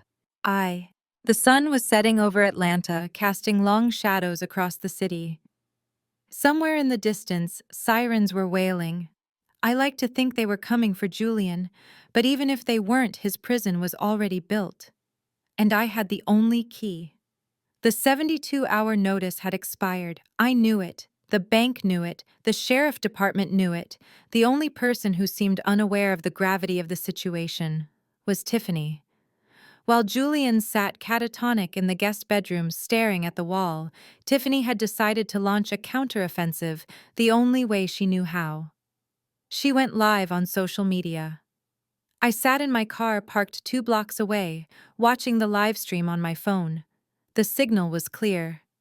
Tiffany had set up a ring light in the middle of the foyer, right in front of the grand staircase she had threatened to tear down. She was wearing designer sunglasses indoors, likely to hide her puffy eyes, and she had applied a fresh coat of lipstick. The caption of the video read, "We are under attack. Please donate to help fight corruption." "Hey guys," Tiffany said into the camera, her voice trembling with practiced vulnerability. "I know you have all seen the news. I know you have heard the lies about Julian and the company. But what they are not telling you is that we are victims of a massive conspiracy. The government is trying to silence us because we were too successful. And now they are trying to illegally evict us from our home." She wiped a fake tear from her cheek. "We have no access to our accounts because of the hackers," she lied smoothly. "We need your help to pay for legal defense. If you believe in justice, please send whatever you can to the Cash App link pinned below. Even $5 helps keep a roof over our heads." I watched the comments roll in. Most of them were laughing at her. Some were asking where the furniture went, but a few deluded souls were actually sending money. It was pathetic. She was using my house as a backdrop to beg strangers for lunch money. Suddenly on the screen, I heard a noise that was not part of her script. It was the sound of heavy boots on pavement. Then the doorbell rang. It was a long, insistent ring. Tiffany froze. She looked at the door, then back at the camera. "See?" she whispered dramatically. "They are here to harass us again. Watch this, guys. I am going to record everything for evidence." She grabbed the phone and walked toward the massive oak doors. She threw them open, expecting to find a delivery driver or maybe a neighbor she could yell at.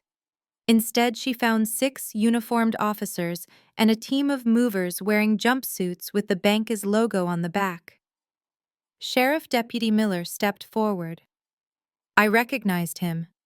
He was the one who had served the notice 3 days ago. "Mrs. Brooks," he said, his voice flat. "The 72-hour grace period has expired. This property is now under the possession of the lender. You need to vacate the premises immediately." Tiffany laughed a high-pitched, nervous sound. She held the phone up to his face. "You are live, officer," she sneered. "Say hi to 20,000 people. You cannot kick us out. This is a civil matter. My husband is on the phone with his lawyers right now.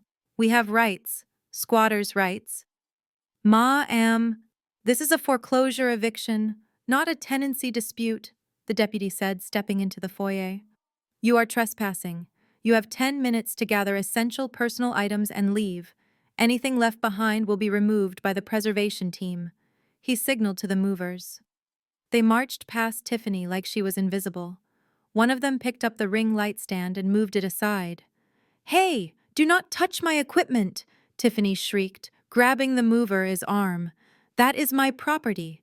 This is my house. I designed this interior. Do you see this paint color? I picked this." The mover shook her off and continued walking toward the living room.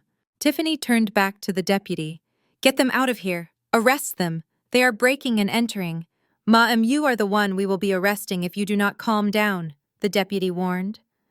I watched on my screen as the camera shook. Tiffany was losing it. The reality was finally crashing down on her perfectly curated world. She turned the camera around to show the movers picking up the beige sectional sofa she had bought to replace my antique velvet ones. "Tyrell," she screamed. "Tyrell, get down here. They are taking the sofa." But Tyrell was not coming down. Through the camera lens, I saw a movement in the background. In the reflection of the large hallway mirror, I saw Tyrell running. He was not running to help his wife. He was running toward the back door. He was carrying a duffel bag stuffed with who knows what, probably Juliana's watches and the little cash they had hidden in the house. He looked terrified. He glanced at the front door, saw the cops, and made a beeline for the kitchen exit. He was abandoning her. He was leaving her to face the music alone. Tiffany saw him too. She spun around, screaming, "Tyrell, where are you going? Do not leave me here with these pigs." The back door slammed shut. Tyrell was gone. Tiffany stood alone in the foyer. Her husband had fled. Her brother-in-law was useless. Her allies had vanished. All she had was a phone and an audience of strangers watching her hit rock bottom. "No," she screamed, throwing the phone onto the floor. It did not break. It landed face up so the live stream continued filming from a low angle. I watched the ceiling as Tiffany threw herself at the nearest mover. "Put it down," she yelled, clawing at the man who was carrying a lamp. "That costs $3,000. That is assault," the deputy shouted. He moved in fast. Tiffany swung her arm wildly, hitting the deputy in the chest. It was a weak hit, but it was enough. "That is it," the deputy said. I saw a flurry of movement. Tiffany was spun around. Her arms were pulled behind her back. The click of handcuffs echoed through the empty house. "Get off me," she wailed. "Do you know who I am? I am Tiffany Brooks. I am an influencer. This is police brutality. I cannot breathe." "You are breathing fine, Ma," the deputy said, hoisting her up. You are under arrest for trespassing, resisting eviction, and assaulting an officer. You have the right to remain silent, and I suggest you use it." They dragged her out the front door. She was kicking and screaming, her heels scraping against the marble floor she loved so much. As they passed the phone lying on the floor, one of the deputies looked down, saw it was recording, and kicked it toward the door. The screen went black. I lowered my phone. The show was over inside, but the finale was happening outside. I started my car and drove slowly down the block, pulling up across the street from the house. It had started to rain. A heavy gray drizzle that soaked everything instantly. The movers were ruthless. They were not packing boxes. They were clearing a property. They brought out the furniture Tiffany had bought on credit, the white linen sofas, the untreated oak tables, the beige rugs. They dumped them on the curb. It was a mountain of expensive blandness. The rain began to fall harder. I watched as the water soaked into the white fabric of the sofa, turning it a gross gray color. I watched the expensive rug turn into a sodden, heavy mess. The cardboard boxes of Tiffany's clothes, which she hadn't had time to pack properly, were tossed onto the wet grass. Designer dresses spilled out into the mud. Tiffany was sitting in the back of the squad car. The window was rolled down slightly. She was watching her things, her identity get ruined by the elements. Her hair was wet, plastered to her face. Her makeup was running. She looked like a raccoon. She saw my car. I rolled down my window. I was driving the ugly, rusted sedan I had bought, but in that moment, I felt like I was in a chariot. I locked eyes with her. She lunged at the window, screaming something I couldn't hear, but I saw her mouth the words, "I hate you." I just smiled and tapped the steering wheel. I watched as the movers brought out one final item. It was a painting, a large abstract canvas that was just a single white stripe on a beige background. Tiffany had paid $10,000 for it, claiming it spoke to her soul. The mover tossed it on top of the pile. It landed face up. The rain washed over it, dissolving the paint, turning the art into a running streak of nothingness. The deputy got into the driver's seat of the squad car. The lights flashed blue and red against the gray sky. They drove away, taking Tiffany to central booking, where she would have to trade her silk robe for an orange jumpsuit. I looked at the house. The front door was wide open. The movers were finishing up. The house was empty. It was purged. The bad energy was gone. The parasites had been removed. My phone buzzed. It was Mr. Cohen. "The bank accepted the offer," he said. "They just want the debt off their books. They are overnighting the keys to you. You own the note, Regina. You are the lender." I looked at the foreclosure sign still stapled to the door. It didn't matter anymore. "I own it," I whispered. I put the car in gear and drove away, leaving the pile of wet beige trash on the curb for the garbage truck. Julian was somewhere inside, hiding in the guest room, or maybe he had run out the back with Tyrell. It didn't matter. He was a squatter now. And I was the landlord coming to collect.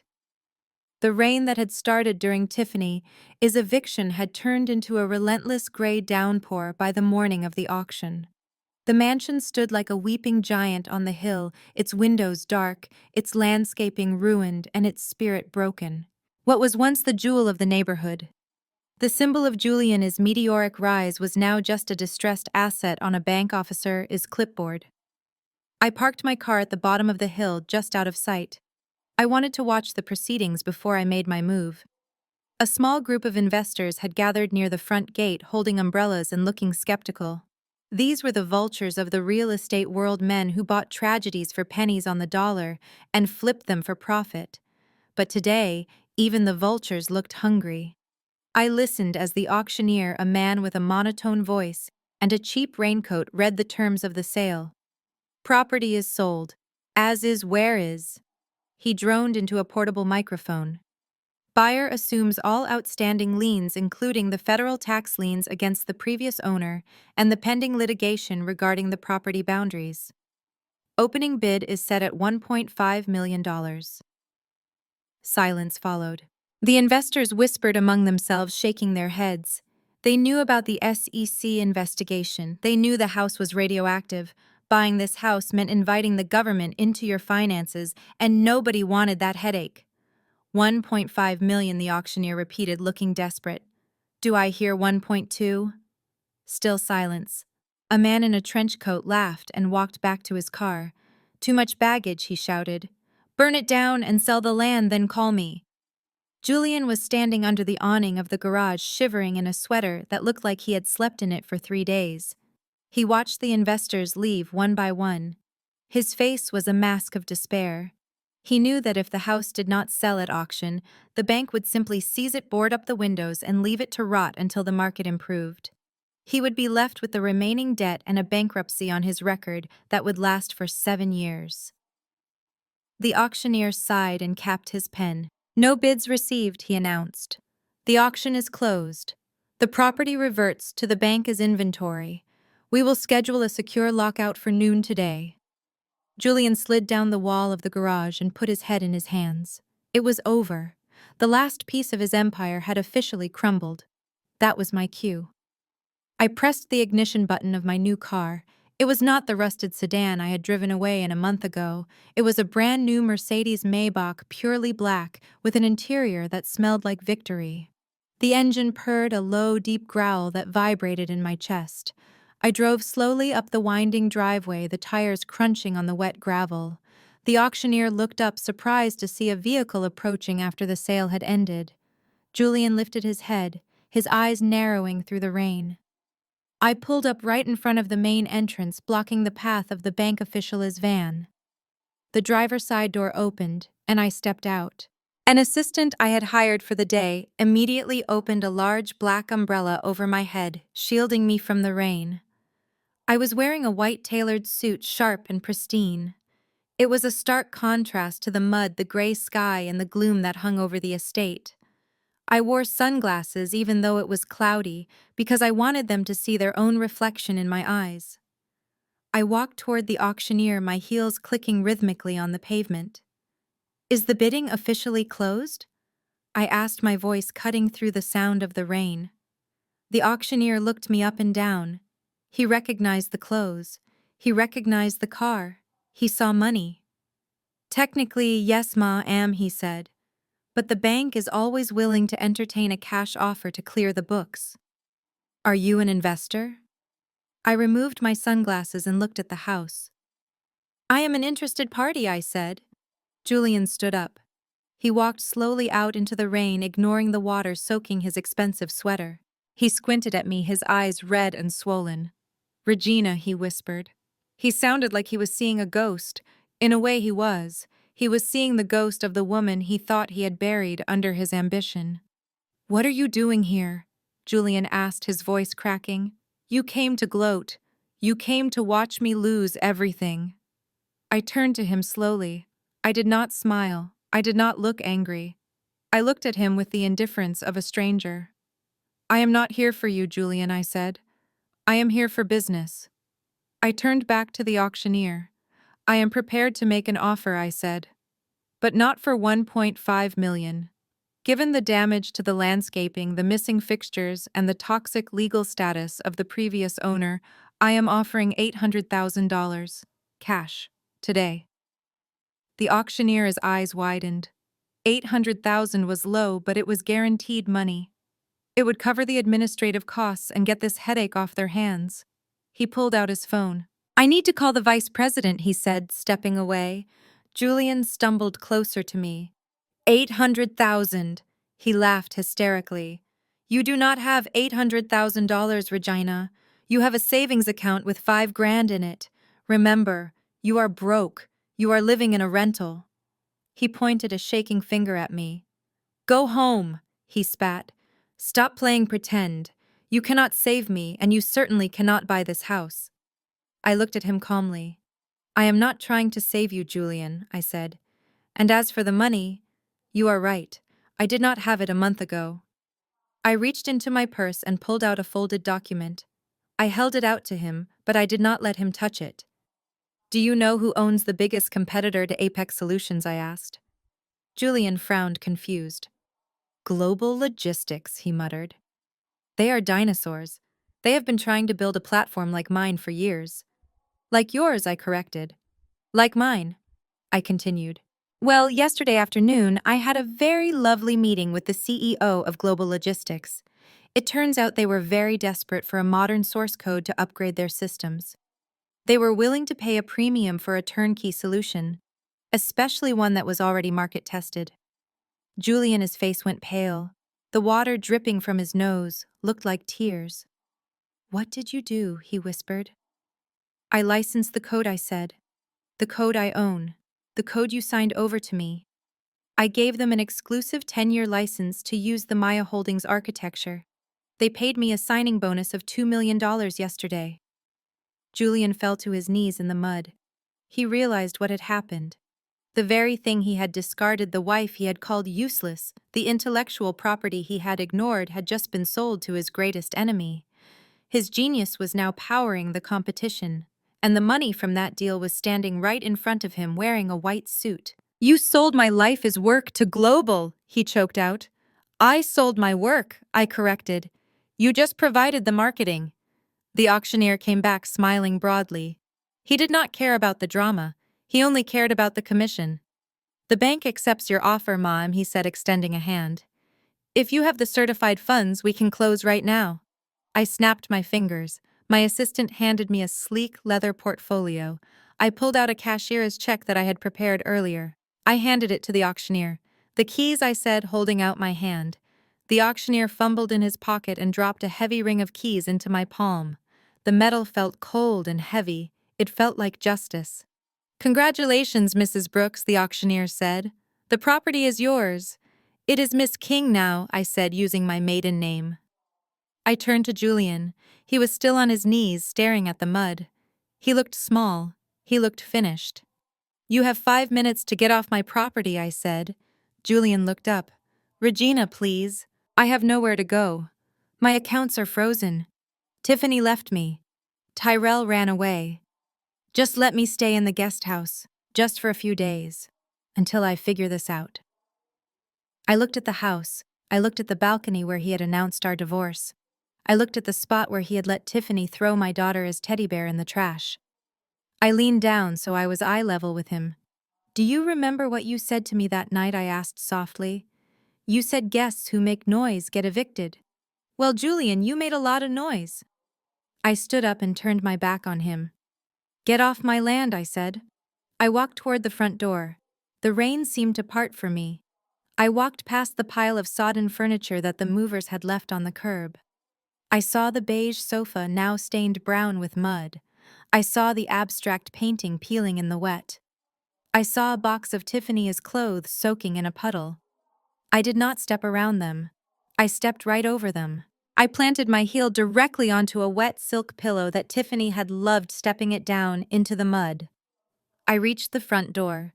The orange foreclosure sticker was still stapled to the wood. I ripped it off with one swift motion and crumpled it in my hand. I put the key in the lock. It turned with a satisfying click.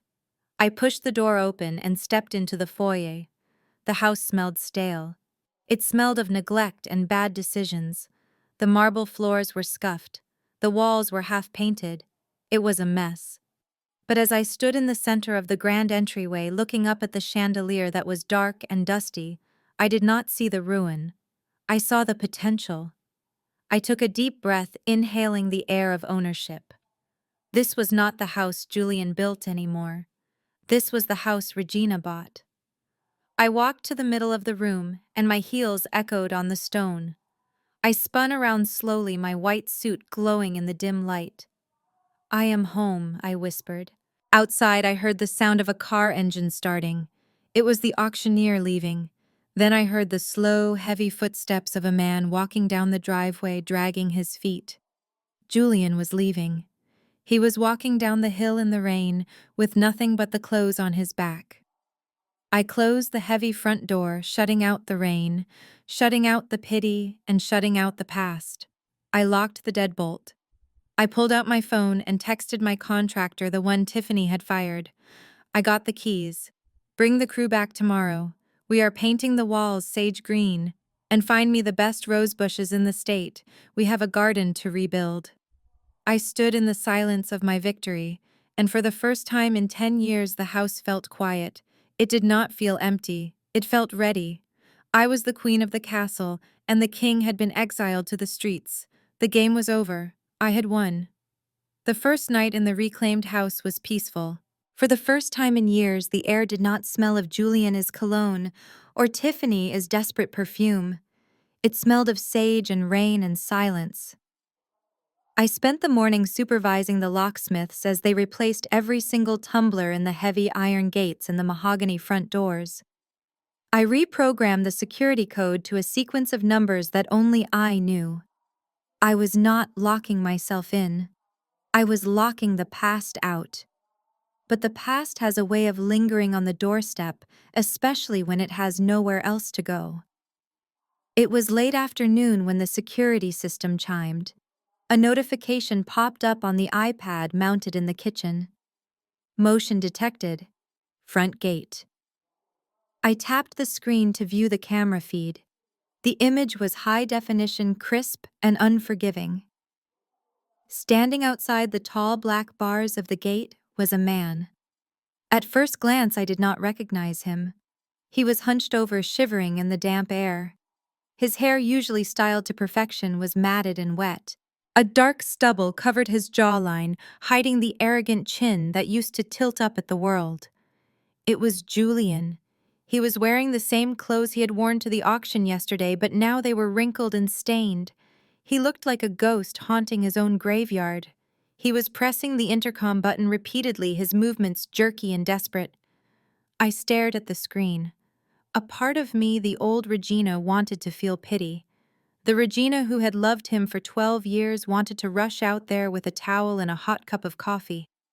But then, I looked at the spot on the floor where Tiffany had stood mocking me. I remembered the courtroom where Julian had smiled while stripping me of everything. That pity died instantly. I poured myself a glass of water and walked slowly to the front door. I did not rush. I opened the door and walked down the long driveway. The gravel crunched beneath my boots. Julian saw me approaching. He gripped the bars of the gate, his knuckles white. "Regina," he called out, his voice hoarse. "Regina, please open the gate. It is cold." I stopped 5 feet away from him. The iron bars separated us, a physical manifestation of the legal and emotional wall I had built. "You are trespassing, Julian," I said, my voice calm. "I told you yesterday to leave." "I have nowhere to go," he rasped. His eyes were bloodshot, wild with panic. "The hotel kicked me out. My credit cards are dead. Even my phone service was cut off an hour ago. I walked here, Regina. I walked 5 miles. "That sounds like a personal problem," I said, crossing my arms. Julian slumped against the gate, sliding down until he was kneeling on the wet pavement. It was a shocking sight. The man who had stood on the balcony of the stock exchange, ready to rule the world, was now on his knees in the dirt, begging the woman he had discarded. "Regina, listen to me," he pleaded. "I was wrong." "Okay, I admit it. I was arrogant. I was stupid. I listened to Tiffany and I got greedy, but we can fix this." And he looked up at me, water dripping from his nose. "We were a good team once, remember," he said, trying to summon a charming smile, but failing miserably. "You and me against the world. We built Apex together. We can do it again. You have the code. I have the vision. We can restart." I stared at him, unable to believe the audacity. He actually thought he could talk his way back into my life. He thought a few minutes of humility could erase years of betrayal. "There is no we, Julian," I said. "And there is no restart. You destroyed the company. You are facing federal charges. You are toxic." Julian's face crumbled. He realized charm would not work, so he played his final card. The card he had tossed aside when it didn't suit him. "Do it for Maya," he whispered. My body went rigid. The sound of my daughter's name coming from his mouth felt like a violation. "Think about our daughter," he continued, his voice trembling. "Does she deserve to see her father like this? Does she deserve to grow up knowing her dad is on the street? Let me come in, Regina." For Maya. We can be a family again. I will be better. I promise. Something inside me snapped. It was a cold, sharp snap, like a branch breaking in winter. I threw my head back and laughed. It was not a happy laugh. It was a sound that frightened the birds in the trees. It was a laugh of pure disbelief. You want to do it for Maya? I asked, stepping closer to the bars. The same Maya whose teddy bear you let Tiffany throw in the trash. The same Maya you called a distraction. The same Maya you tried to use as leverage to force me into a settlement. Julian flinched but kept kneeling. I was angry, Regina. I didn't mean it. You meant every word I said, my voice dropping to a dangerous whisper. You want to start over. You want to pretend the last month didn't happen. You want to erase the affair, the humiliation, the theft of my work. Yes, he sobbed. Yes, please. Let us just go back to how it was. I looked down at him. Okay, I said. Julian's eyes lit up. Hope flooded his face. Really? Sure, I said. But there is a price. Anything, he said. Anything. Give me back my 10 years, I said. Julian blinked, confused. What? Give me back the 10 years I spent building your ego? I said, my voice rising. Give me back the nights I stayed up coding while you slept. Give me back the days I spent alone in this house raising our child while you were out living the bachelor life. Give me back my youth, Julian. Give me back the woman I was before you drained me dry. He stared at me, silence stretching between us. You cannot do that, he whispered. Exactly, I said. You cannot return what you stole. You took my time. You took my trust. And you tried to take my dignity. You are bankrupt, Julian, in every sense of the word. I reached into the pocket of my cardigan. Julian watched my hand, expecting a key, maybe some cash, maybe a check. I pulled out a small rectangular piece of stiff paper. It was a white card with bold black text. I slid it through the bars of the gate. It fluttered down and landed in the mud next to his knee. He picked it up, his hands shaking. He read the text. St. Jude's Shelter for the Indigent. 404 West Peach Street. Beds, available 6 p.m. to 6 a.m. He looked up at me, his face pale with shock. What is this? He choked out. It is a referral, I said. I volunteer there sometimes. They have hot soup and they provide job training. You might need it since your resume is about to have a massive gap in it. Regina. You cannot be serious, he cried. I am Julian Brooks. I cannot stay in a homeless shelter. You are not Julian Brooks, the CEO, anymore, I said coldly. You are Julian Brooks, the defendant. And frankly, you are lucky I am giving you that card. It is more than you gave me when you kicked me out. I turned around to walk back to the house. Regina, wait! He screamed, grabbing the bars and rattling them. You cannot leave me here. What do I tell Maya?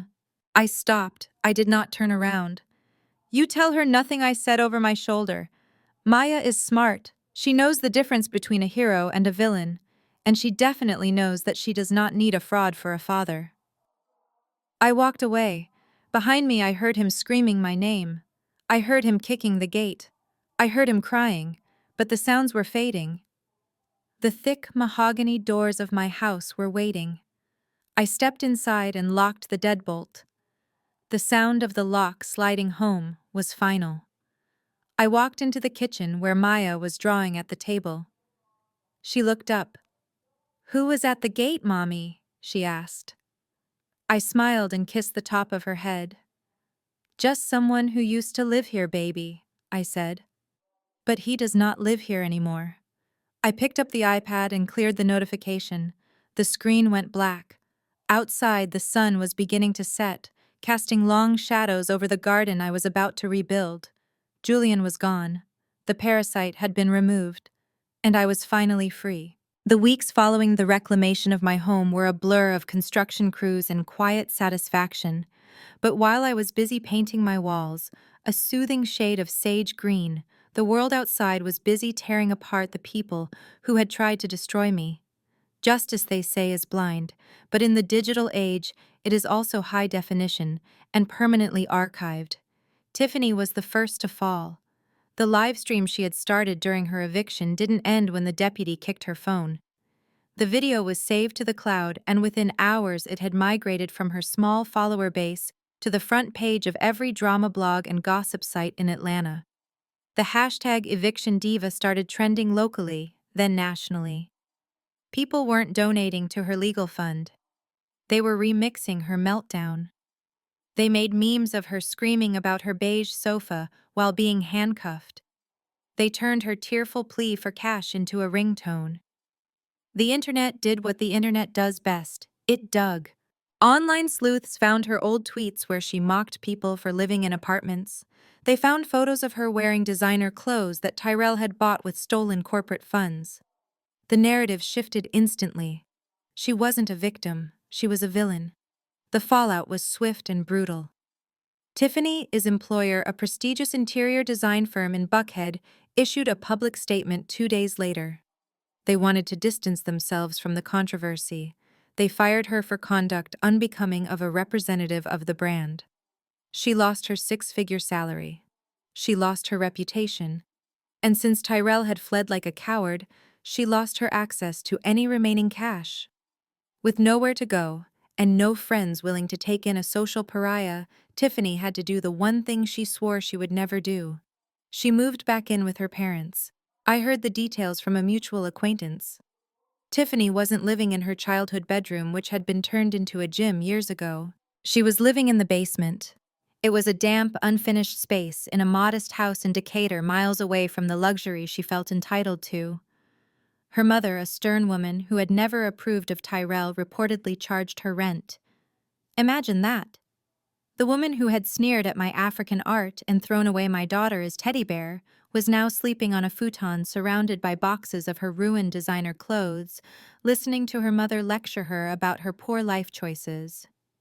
Every time she logged onto social media, hoping for redemption, the comments section reminded her of who she really was. She had wanted to be famous. Well, now she was. She was the most famous joke in Atlanta. While Tiffany was suffering a social death, Tyrell was facing a literal one. He hadn't made it far. After running out the back door of the mansion, he had checked into a cheap motel near the airport, planning to catch a flight to Miami. But he made a mistake. He used one of Juliana's secondary credit cards to pay for the room, thinking it might still work. It didn't work, but it did send a ping to the bank, and the bank sent a ping to the FBI. But the real knife in Tyrell's back didn't come from the bank. It came from his own brother. Julian was in federal custody, facing a mountain of charges. The prosecutors had him on securities fraud, wire fraud, and embezzlement. He was looking at 20 years. His expensive lawyer, the one who had sneered at me during the divorce, told him there was only one way to reduce the sentence. He had to cooperate. He had to give them someone else. And Julian, the man who claimed family was everything, sang like a canary. He told the prosecutors everything about Tyrell. He handed over the credit card statements. He showed them the unauthorized transfers. He painted Tyrell as the mastermind behind the misuse of corporate funds to fund a lavish lifestyle. He threw his own brother to the wolves to save his own skin. Tyrell was arrested at the motel while eating a vending machine sandwich. The body cam footage was released later. He looked pathetic, crying and screaming that it was all Julian's idea. But it didn't matter. The forensic accounting was clear. He was charged with grand larceny and credit card fraud. Since he couldn't afford bail, he went straight to the county jail, waiting for a trial that would almost certainly end in a conviction. And then there was Julian. The trial of the century, as the local papers called it, lasted only 3 weeks. I didn't attend. I didn't need to see him in a suit that no longer fit properly, trying to charm a jury that hated him. I read the updates on my phone while I gardened in my backyard. The evidence was overwhelming. The email I had sent to the board was the smoking gun. It proved he knew about the IP transfer. It proved he had lied to investors. It proved he was a fraud. On the day of the sentencing, I was sitting in my living room with Maya. We were reading a book together. The sun was streaming through the windows, illuminating the new furniture I had bought, pieces that were colorful and comfortable and undeniably mine. My phone buzzed with a news alert. Breaking news. Former tech CEO Julian Brooks sentenced to 5 years in federal prison. 5 years. It seemed like a long time, but also not enough. He would serve time for the fraud, but there was no prison sentence for the emotional abuse. There was no jail time for the years he made me feel small. But as I looked at the headline, I realized I didn't care about the length of the sentence. I cared that he was gone. He was no longer a giant. He was just a number in the system. 6 months later, a former colleague of Julian sent me a message. He had a cousin who worked as a guard at the Federal Correctional Institution where Julian was housed. He told me a story that brought a smile to my face. It was a Tuesday evening in the prison common room. The inmates were allowed 1 hour of television time. Usually they argued over sports or movies, but that night the news was on.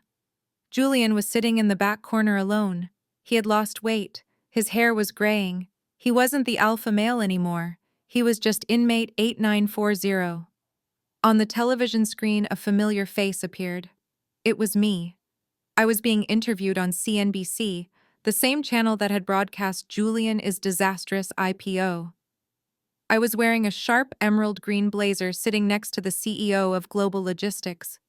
The lower third graphic read, Regina King, tech innovator and philanthropist.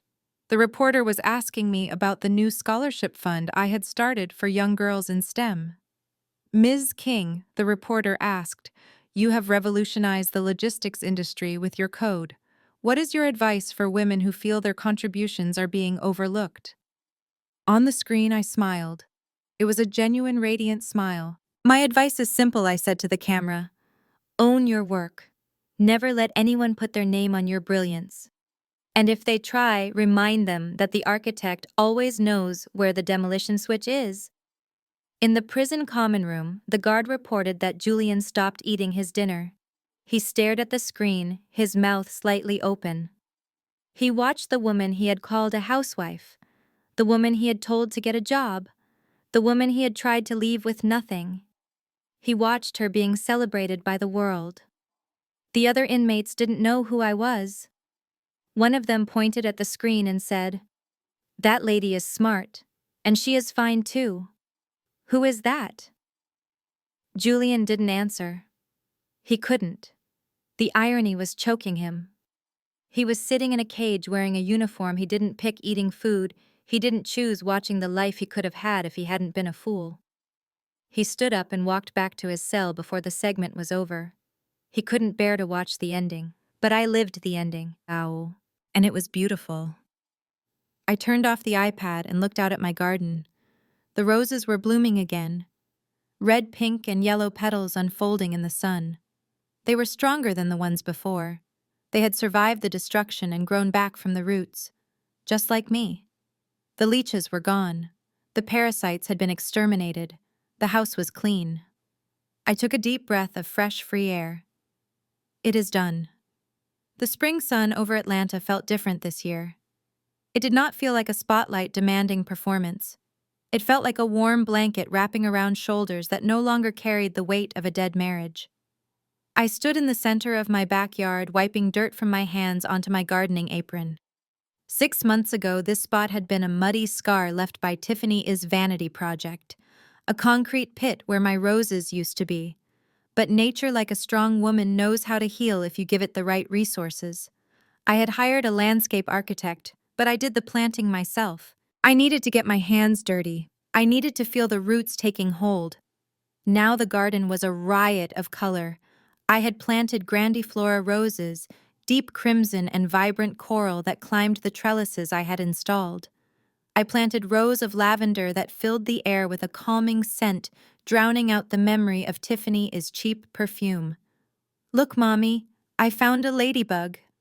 I turned to see Maya running toward me. She was wearing a bright yellow sundress, and her hair was in 2 puffy braids. She was laughing.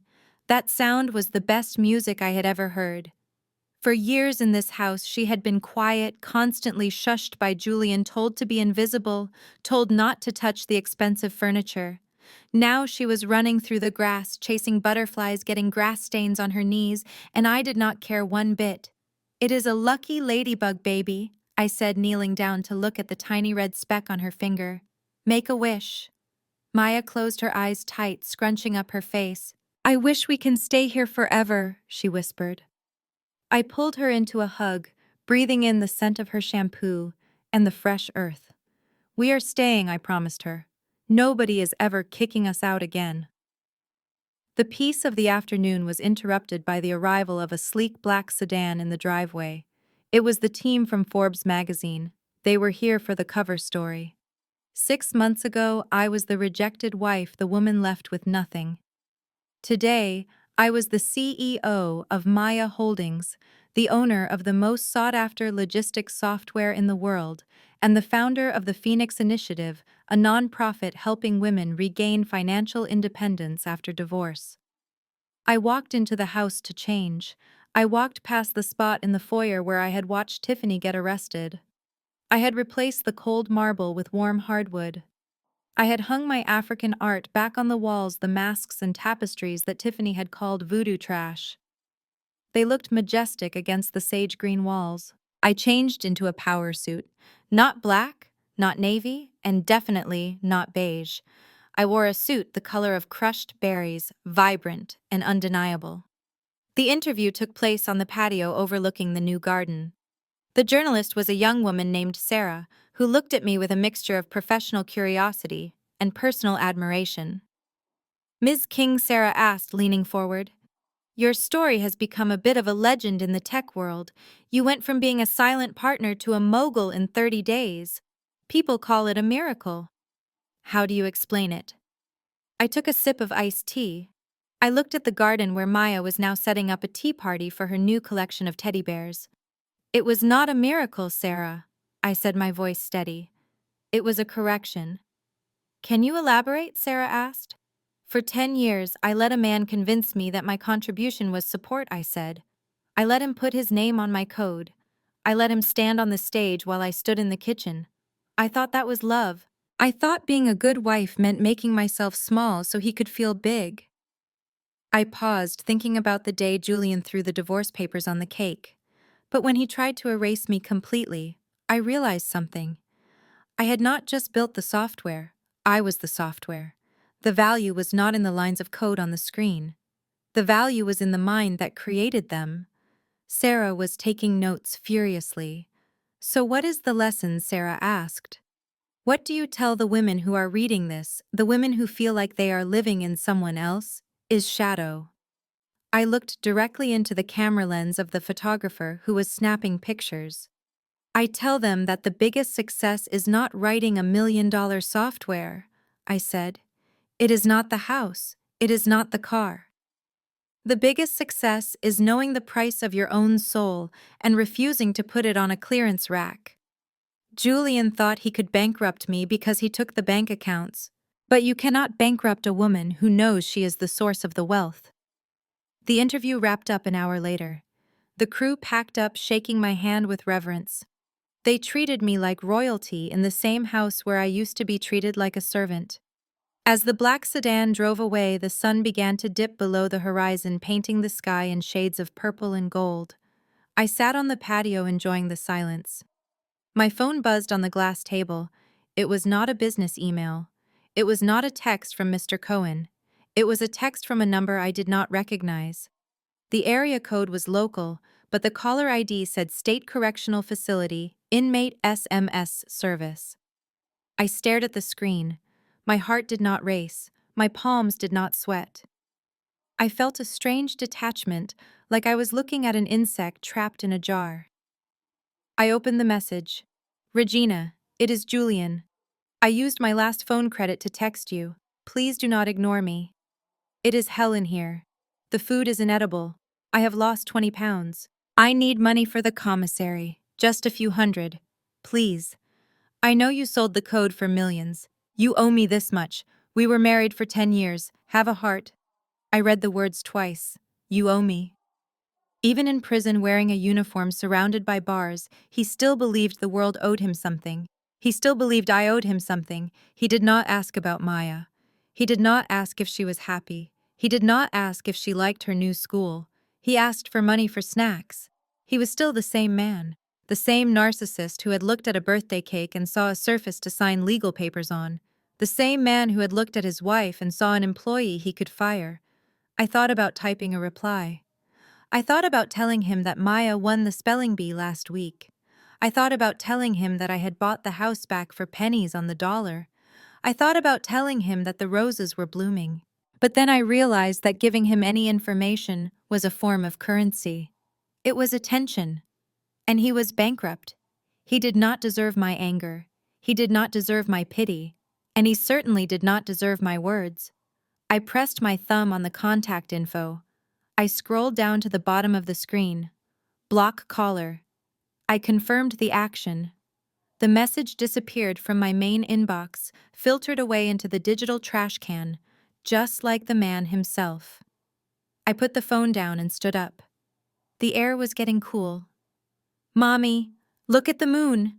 Maya shouted from the grass, pointing at the pale crescent rising above the trees. I walked down the steps and joined her. I took her hand. "It is beautiful, baby," I said. We stood there together, the queen and the princess of a kingdom we had fought for. The house behind us was glowing with warm light. It was no longer a fortress of expectations or a prison of emotional coldness. It was home. And as I looked at the moon, I whispered a final goodbye to the man who was sitting in a dark cell, wondering why I hadn't replied. "You wanted to be a self-made man, Julian. Well, you made your bed. Now you can sleep in it." "Come on, Maya," I said, turning back to the warmth of the kitchen. "Let us go make some hot chocolate. I think we have some marshmallows left." We walked inside and I closed the sliding glass door. The lock clicked shut. Solid, secure, permanent. The nightmare was over. The dream had begun. And the best part was, I didn't owe anyone a single % of it.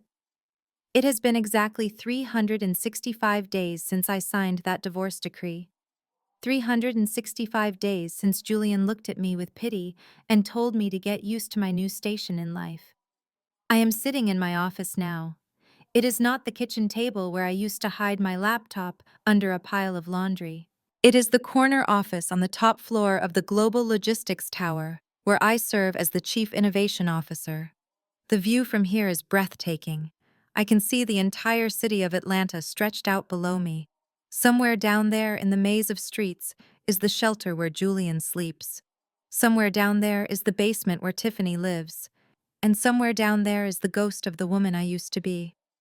I often think about that woman, the old Regina, the one who baked cakes from scratch to please a man who was already full, the one who dimmed her own light so she wouldn't shine too brightly in her husband's eyes. I used to feel sorry for her. I used to look back at my past self with embarrassment, wondering how I let myself become so small. But today, looking out at this horizon, I do not feel pity. I feel gratitude, because without her pain, I would never have found my power. People ask me all the time how I did it. They ask about the legal strategy. They ask about the code. They ask about the business deal. But they are missing the point. The code was just a tool. The real weapon was my self-worth. For 10 years, I bought into the lie that is sold to so many women. The lie that says we are the support staff of the family. The lie that says our job is to be the wind beneath a man's wings. We are told that behind every great man is a great woman, but that is a dangerous preposition. Because if you are behind him, you are invisible, and if you are behind him, you are replaceable. Julian made the mistake of believing that lie. He looked at our marriage and saw a hierarchy. He was the CEO, and I was the intern. He was the sun, and I was just a planet orbiting his brilliance. He thought that by taking the visible assets, the house, the cars, the bank accounts, he was taking everything. He thought he was leaving me with nothing but air. But he forgot the most basic rule of architecture. You cannot build a skyscraper on quicksand. He forgot that the shiny glass windows and the marble lobby are not what keep the building standing. It is the foundation. It is the concrete poured deep into the dark earth where no one sees it. I was the foundation. I was the late nights. I was the strategy. I was the emotional stability. I was the intellect that solved the problems he was too arrogant to even understand. When he served me those divorce papers, he thought he was evicting a tenant. He didn't realize he was pulling the foundation out from under his own castle. And when you remove the foundation, the castle doesn't just wobble, it collapses. This is the lesson I want my daughter to learn. I want Maya to know that she is never the background character in someone else's story. I want her to know that her value is not in what she can sacrifice for others, but in what she can create for herself. I looked over at the small framed photo on my desk. It is a picture of Julian and me from our wedding day. I kept it not out of love but as a reminder. In the photo, he is looking at the camera, smiling that winning smile. But I am looking at him. I was looking for validation. I was looking for safety. I put the photo face down. I do not look for safety anymore. I build it. My assistant knocked on the door. Ms. King, the car is ready. Maya is waiting downstairs. I grabbed my purse. It is a different purse now. It holds my own black card, my own keys, and the deed to my own home. I walked down to the lobby where Maya was waiting. She is 8 years old now. She is taller. She is louder. She laughs with her whole body. She doesn't ask about her father anymore. She has learned that family is an action, not a title, and she has learned that her mother is indestructible. We walked out to the car. The Mercedes Maybach gleamed in the late afternoon sun. I opened the door for her. "Where are we going, Mommy?" she asked, buckling her seatbelt. "We are going wherever we want, baby," I said. Climbing into the driver's seat. I started the engine.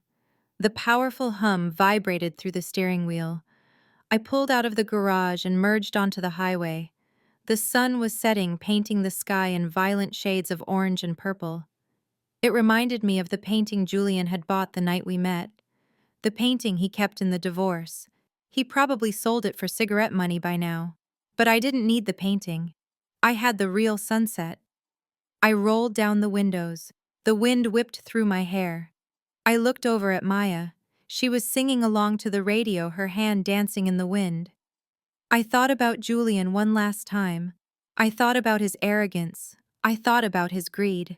And I realized that in a strange, twisted way, he was the best business partner I ever had.